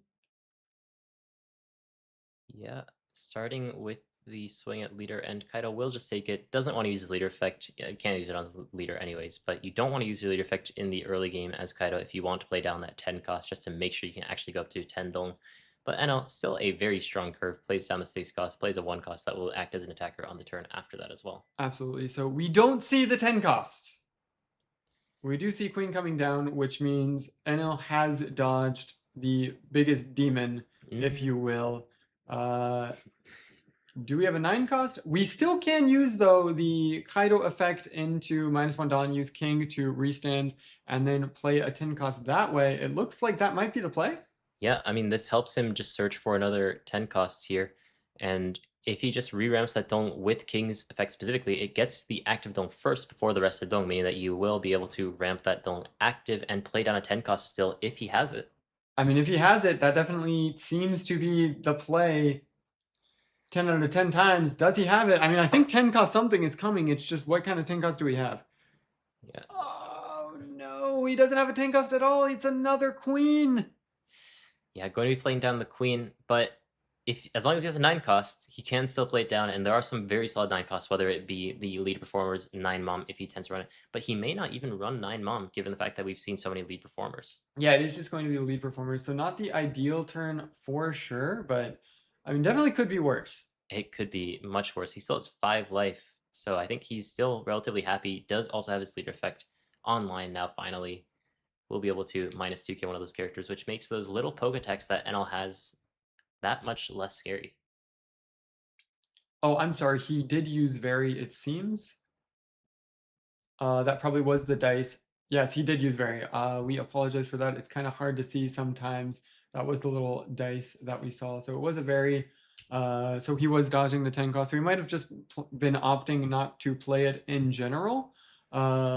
I would assume he would still want the 10 cost blocker if he had it. Yeah. So missing that is a little bit of a sad point. But even if he had the negate, Kaido would not play it as Very was played. Thank you, chat, for being so much better than I am at everything. It's even as commentators, we will miss some things just because we have to yap while we're staring at the game, and hey, Also no sound, so kind of hard to see. yeah, we can't hear what's going on in the game sometimes, so there will be some confusion every now and then. But I do agree. If he did have that 10 cost blocker Kaido, then he would have preferred to play it down on that turn. So just playing down the elite performers, well, it will give him one life. Definitely still a lot of time.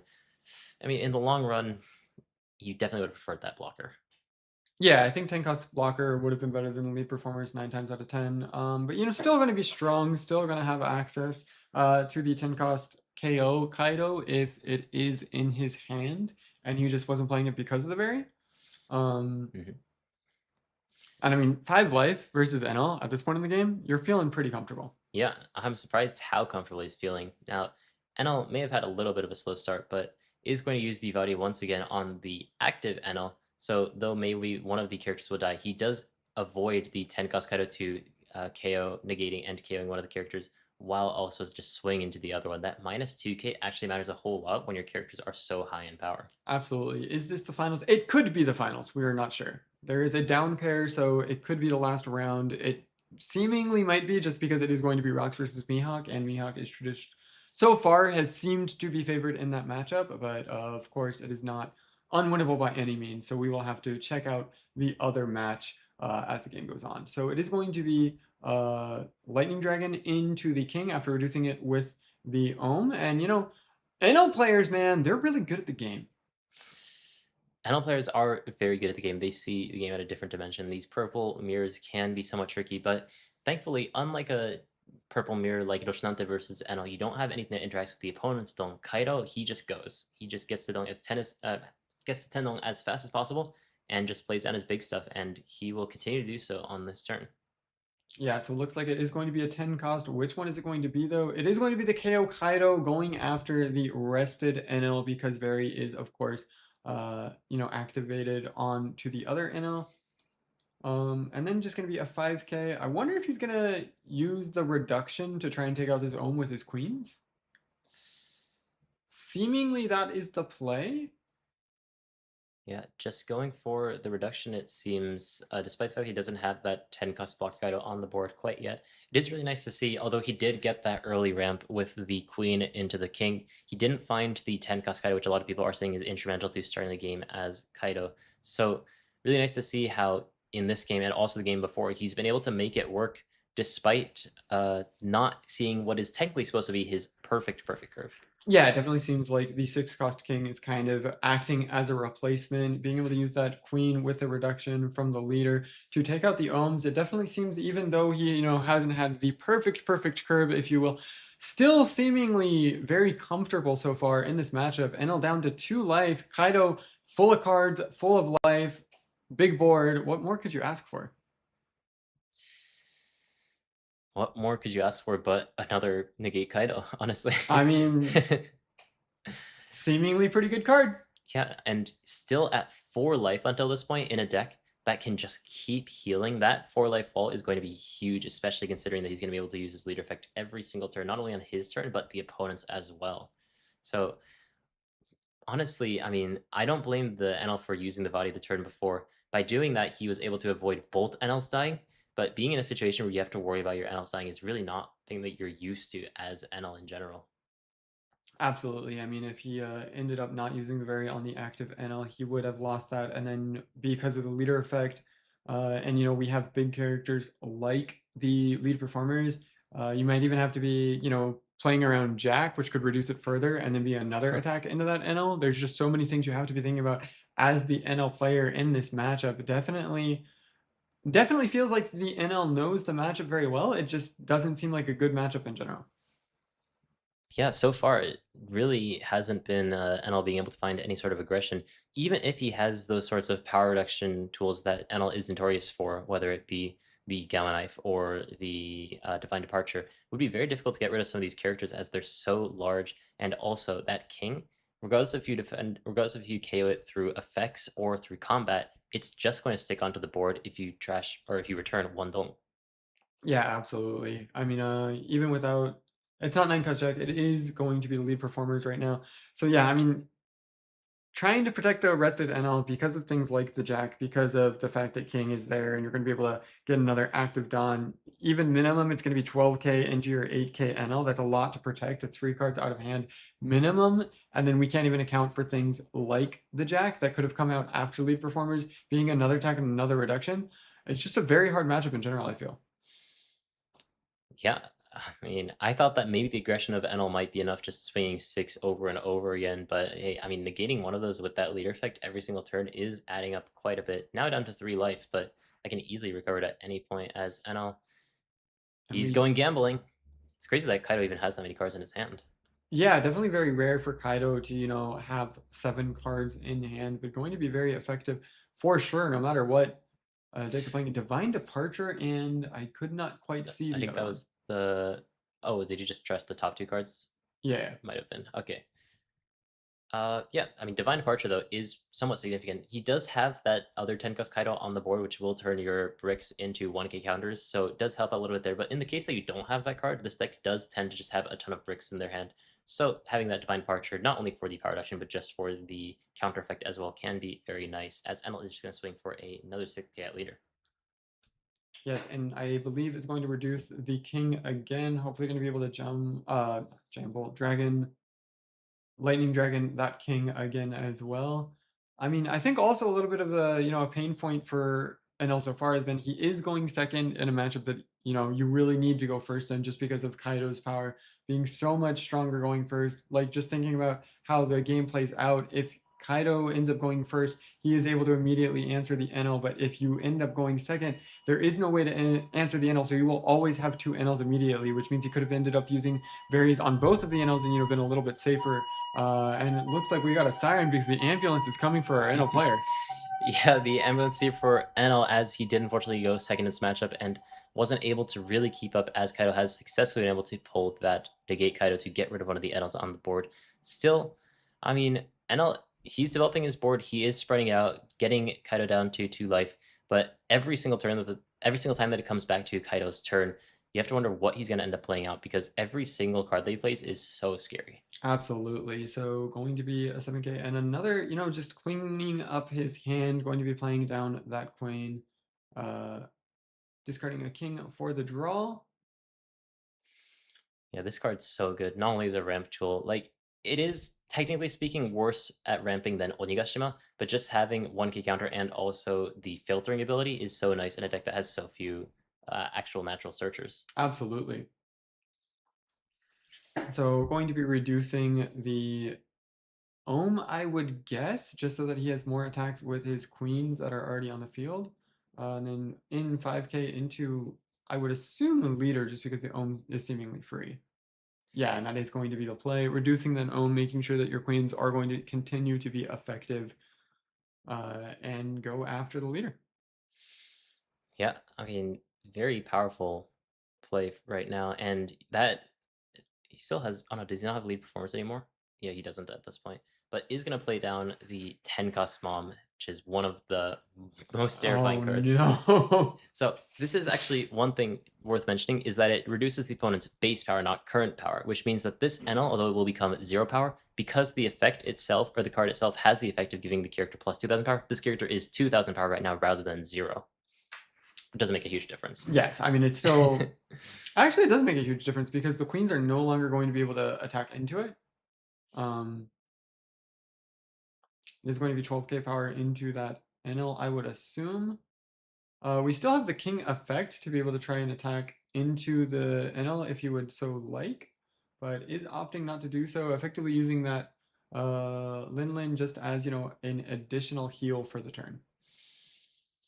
Yeah, and back to 3 life. This deck has already had 7 life this game in total, the 5 plus the 2 that have been healed while just developing these massive characters that just get harder and harder to deal with. Even as NL deck that's so good at clearing the board, when they're this high in power, you really need things like Gum Gum Lightning in tandem with Kiten and Gamma Knife to actually get rid of those 12,000 power characters. Absolutely, and just because you're playing them every turn, you're spending 3 cards to get rid of 1 card. It's just not a great trade.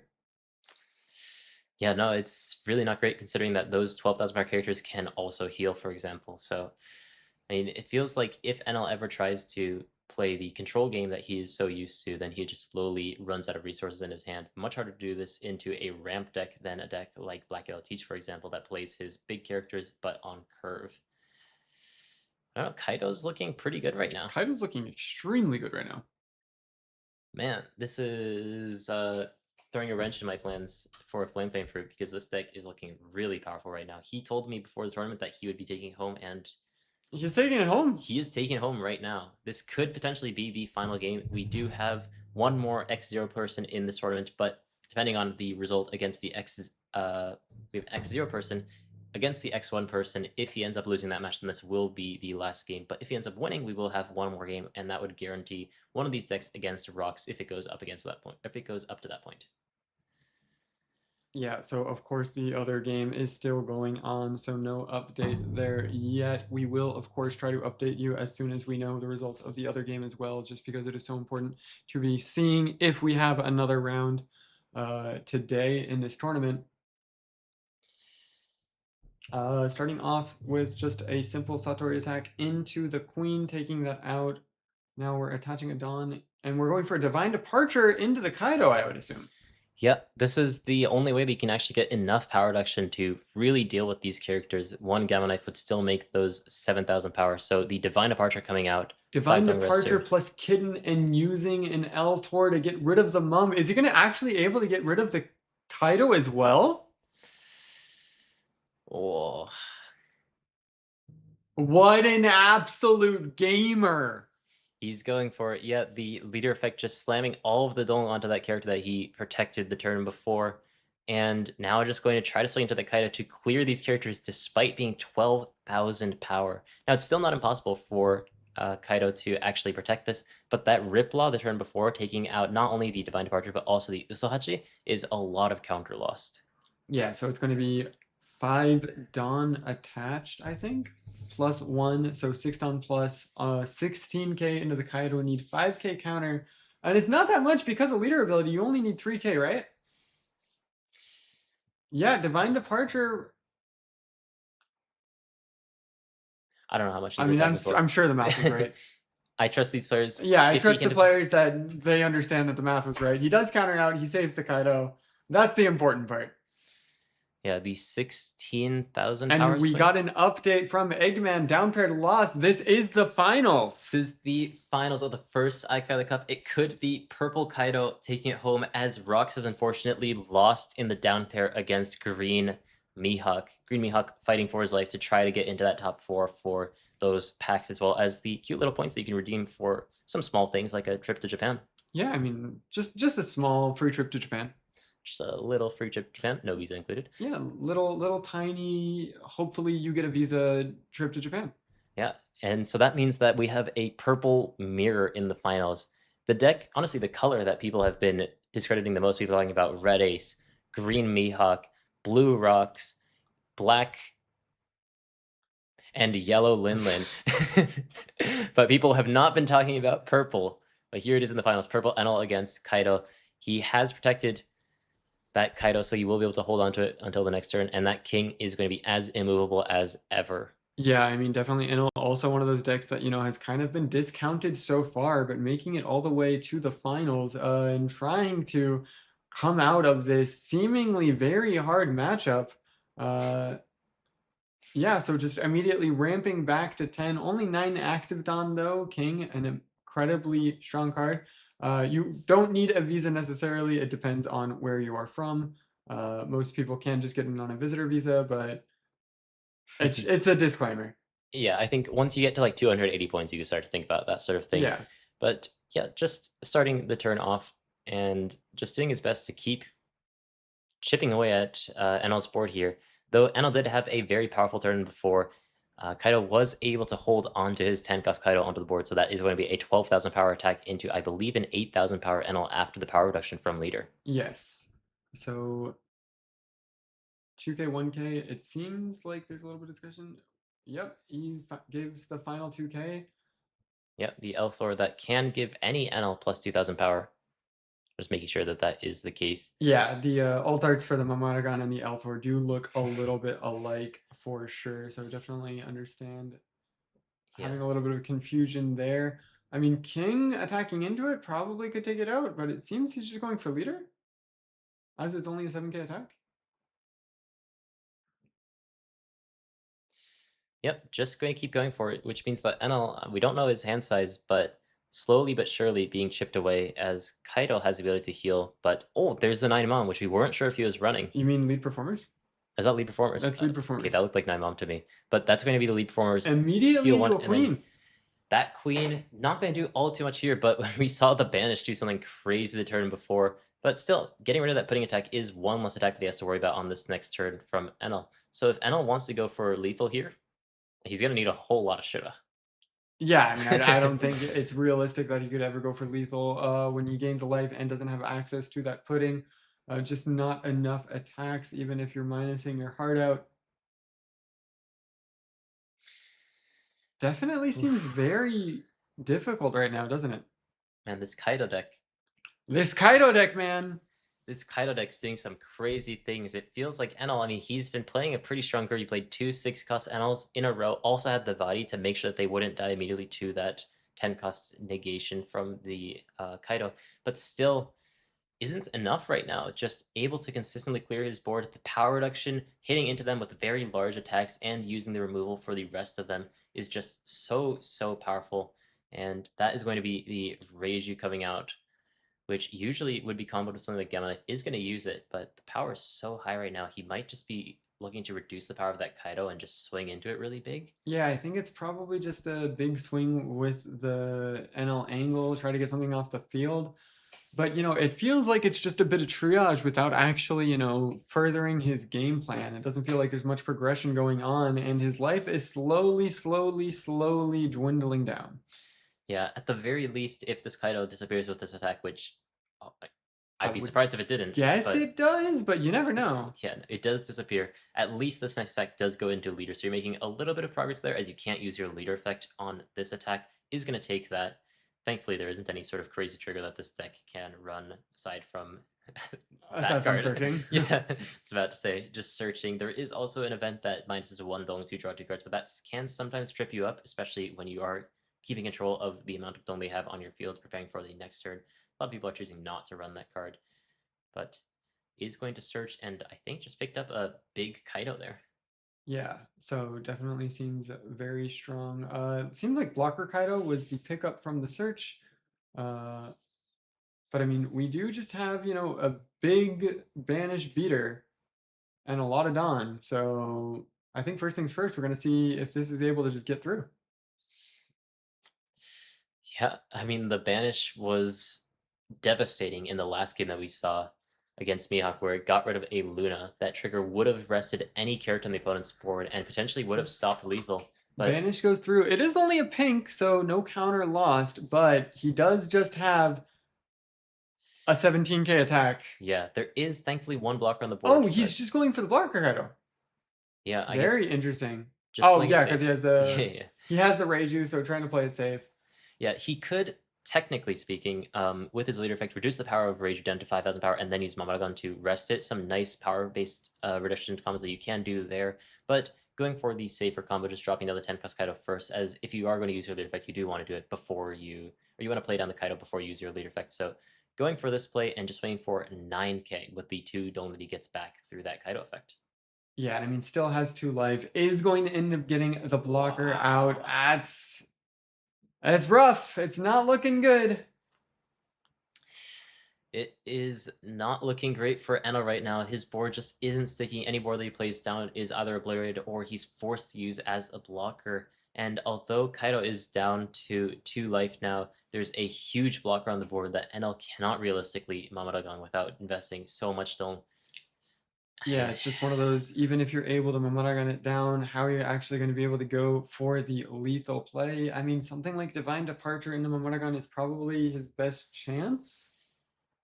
And then, like, somehow finding a bunch of access to things like Elsewhere. Yeah, you to need power up his characters.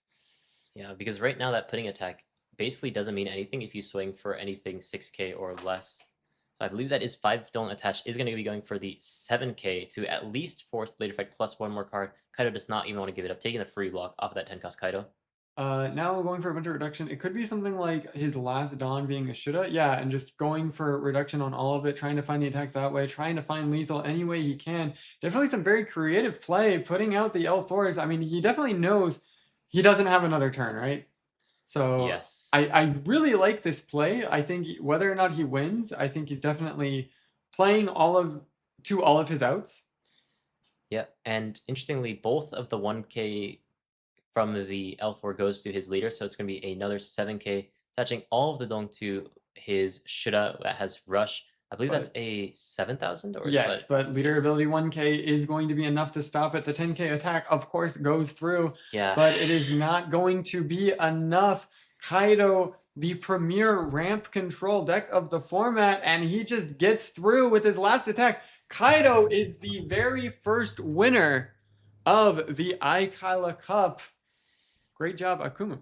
Great job, Akuma. Said he was going to win, pulls through in the end, and finishes out with a 17,000 swing with that king that Enel could not do anything about that entire game. So hard to remove that king, and he didn't even want to try, preferring to get rid of the 12,000 power Kaidos instead of that king, and that king just re-ramping Dong every single turn, swinging for 7,000 over and over again is enough to make the difference in the end. Kaido, all he needed was a 1K in his hand, and he had it extremely Yeah. easily. I mean, definitely we saw some creative play from the Inno player for sure. I wonder if there was, because, we ended up not being able to see that 10 cost Kaido until very late in the game. I wonder if there was some point where if he was able to play more of the 1 costs from our Inno player, if you could have, reduced the Kaido with something like a Gamma Knife and tried to pressure it that way, trying to, force his opponent to minus a bunch of Dawn or choose the Kaido. It really seemed like throughout that game, especially because he was missing the 10 cost Kaido, that without that king he would not have actually had the opportunity to constantly re-ramp and constantly play out those characters. So that might be one of the lines that is worth exploring in the future, especially as Kaido seemingly becomes more popular because of its results today. But I'm definitely very interested to see how Kaido develops, and I'm very interested to see how Enel develops, because I don't think a lot of people thought Enel was going to, stick around for much longer in this new format. Yeah, I do think that we only had one Enel on the day, but it made it all the way into the finals. Ended up losing to Kaido, but Kaido, very small share as well, as we can see right over here. Yeah. But still, a couple of people who brought Kaido. We saw that one ended up faltering after going 2-0. There were two of them that were 2-0, one of them that ended up going all the way 5-0 in the first iKailaCup, because we only had 52 people today, means that we only have 5 rounds. But that means that he's Yeah. locked in a box of OP17. He's got a box of OP17, 10 Kyla points, so he's one step closer to his trip to Japan, assuming he's saving it for that. We don't know. He might, cash out for some of our other great prizes on the iKala prize wall. How did you think about today? I had a great time. Yeah, though there's some very cool highlights. The Banished, it was really just a Kaido show. Like I said, I think we had like 3 Kaido games today, just Yeah, happened I to be. think we ended up, yeah. Yeah, just, I mean, if you win, you just get on stream a whole lot more. And we also had Red Green Luffy do surprisingly well as well. So honestly, a lot of the old decks still feel like they can find their footing in this meta. But hey, I mean, I guess Kaido's just the best second format. Yeah, apparently Kaido is the best deck in the format. You've heard it here first. Deck list, of course, will be uploaded very shortly to the Eggman event website. Make sure to check out all of the deck lists from the event over there. If you're interested in anything from there, it's over here. We got a little bit of a link right there. So, type that into your search bar on Opera GX, tying in the other sponsor. And yeah, I had a great time. Closing thoughts? Closing thoughts, I think that, as you type in the Eggman Events website into your Opera GX browser, or as you register for the iKailaCup tournament, you have to have a nice playmat as well with Sleep Chief's summer sale. Tying in all of the people who are associated with us, thank you very much to everyone who has helped make this possible, because doing it ourselves would not be possible. The best that you can do is make a little green wall behind us. I hope that you guys enjoyed this one. It was a lot more exciting than I thought it'd be. I thought we'd see a lot of rocks, but it was not Rox's day today, it seemed. Yeah, I think it just goes to show you the meta is not anywhere close to being solved. Global release hype, global release hype, global release hype. Yeah, there's definitely a lot of more exploration to be done. As far as when the next one, we will try to figure out that shortly. Thank you guys so much, and hopefully we will see you for the next one soon. Yes, and for people who got top 8 in this tournament, I'm sure Eggman's going to figure out how to manage all of that, but you will get your points as well as the prizing, which will come out once OP17 actually releases. So everyone who played in this tournament, thank you very much for playing until the end. If you did, my apologies if you didn't do all too well, but hopefully you can next time in the iKailaCup which hopefully should be sooner than later. Thank you guys for watching this time, and we'll see you guys next time. Bye bye.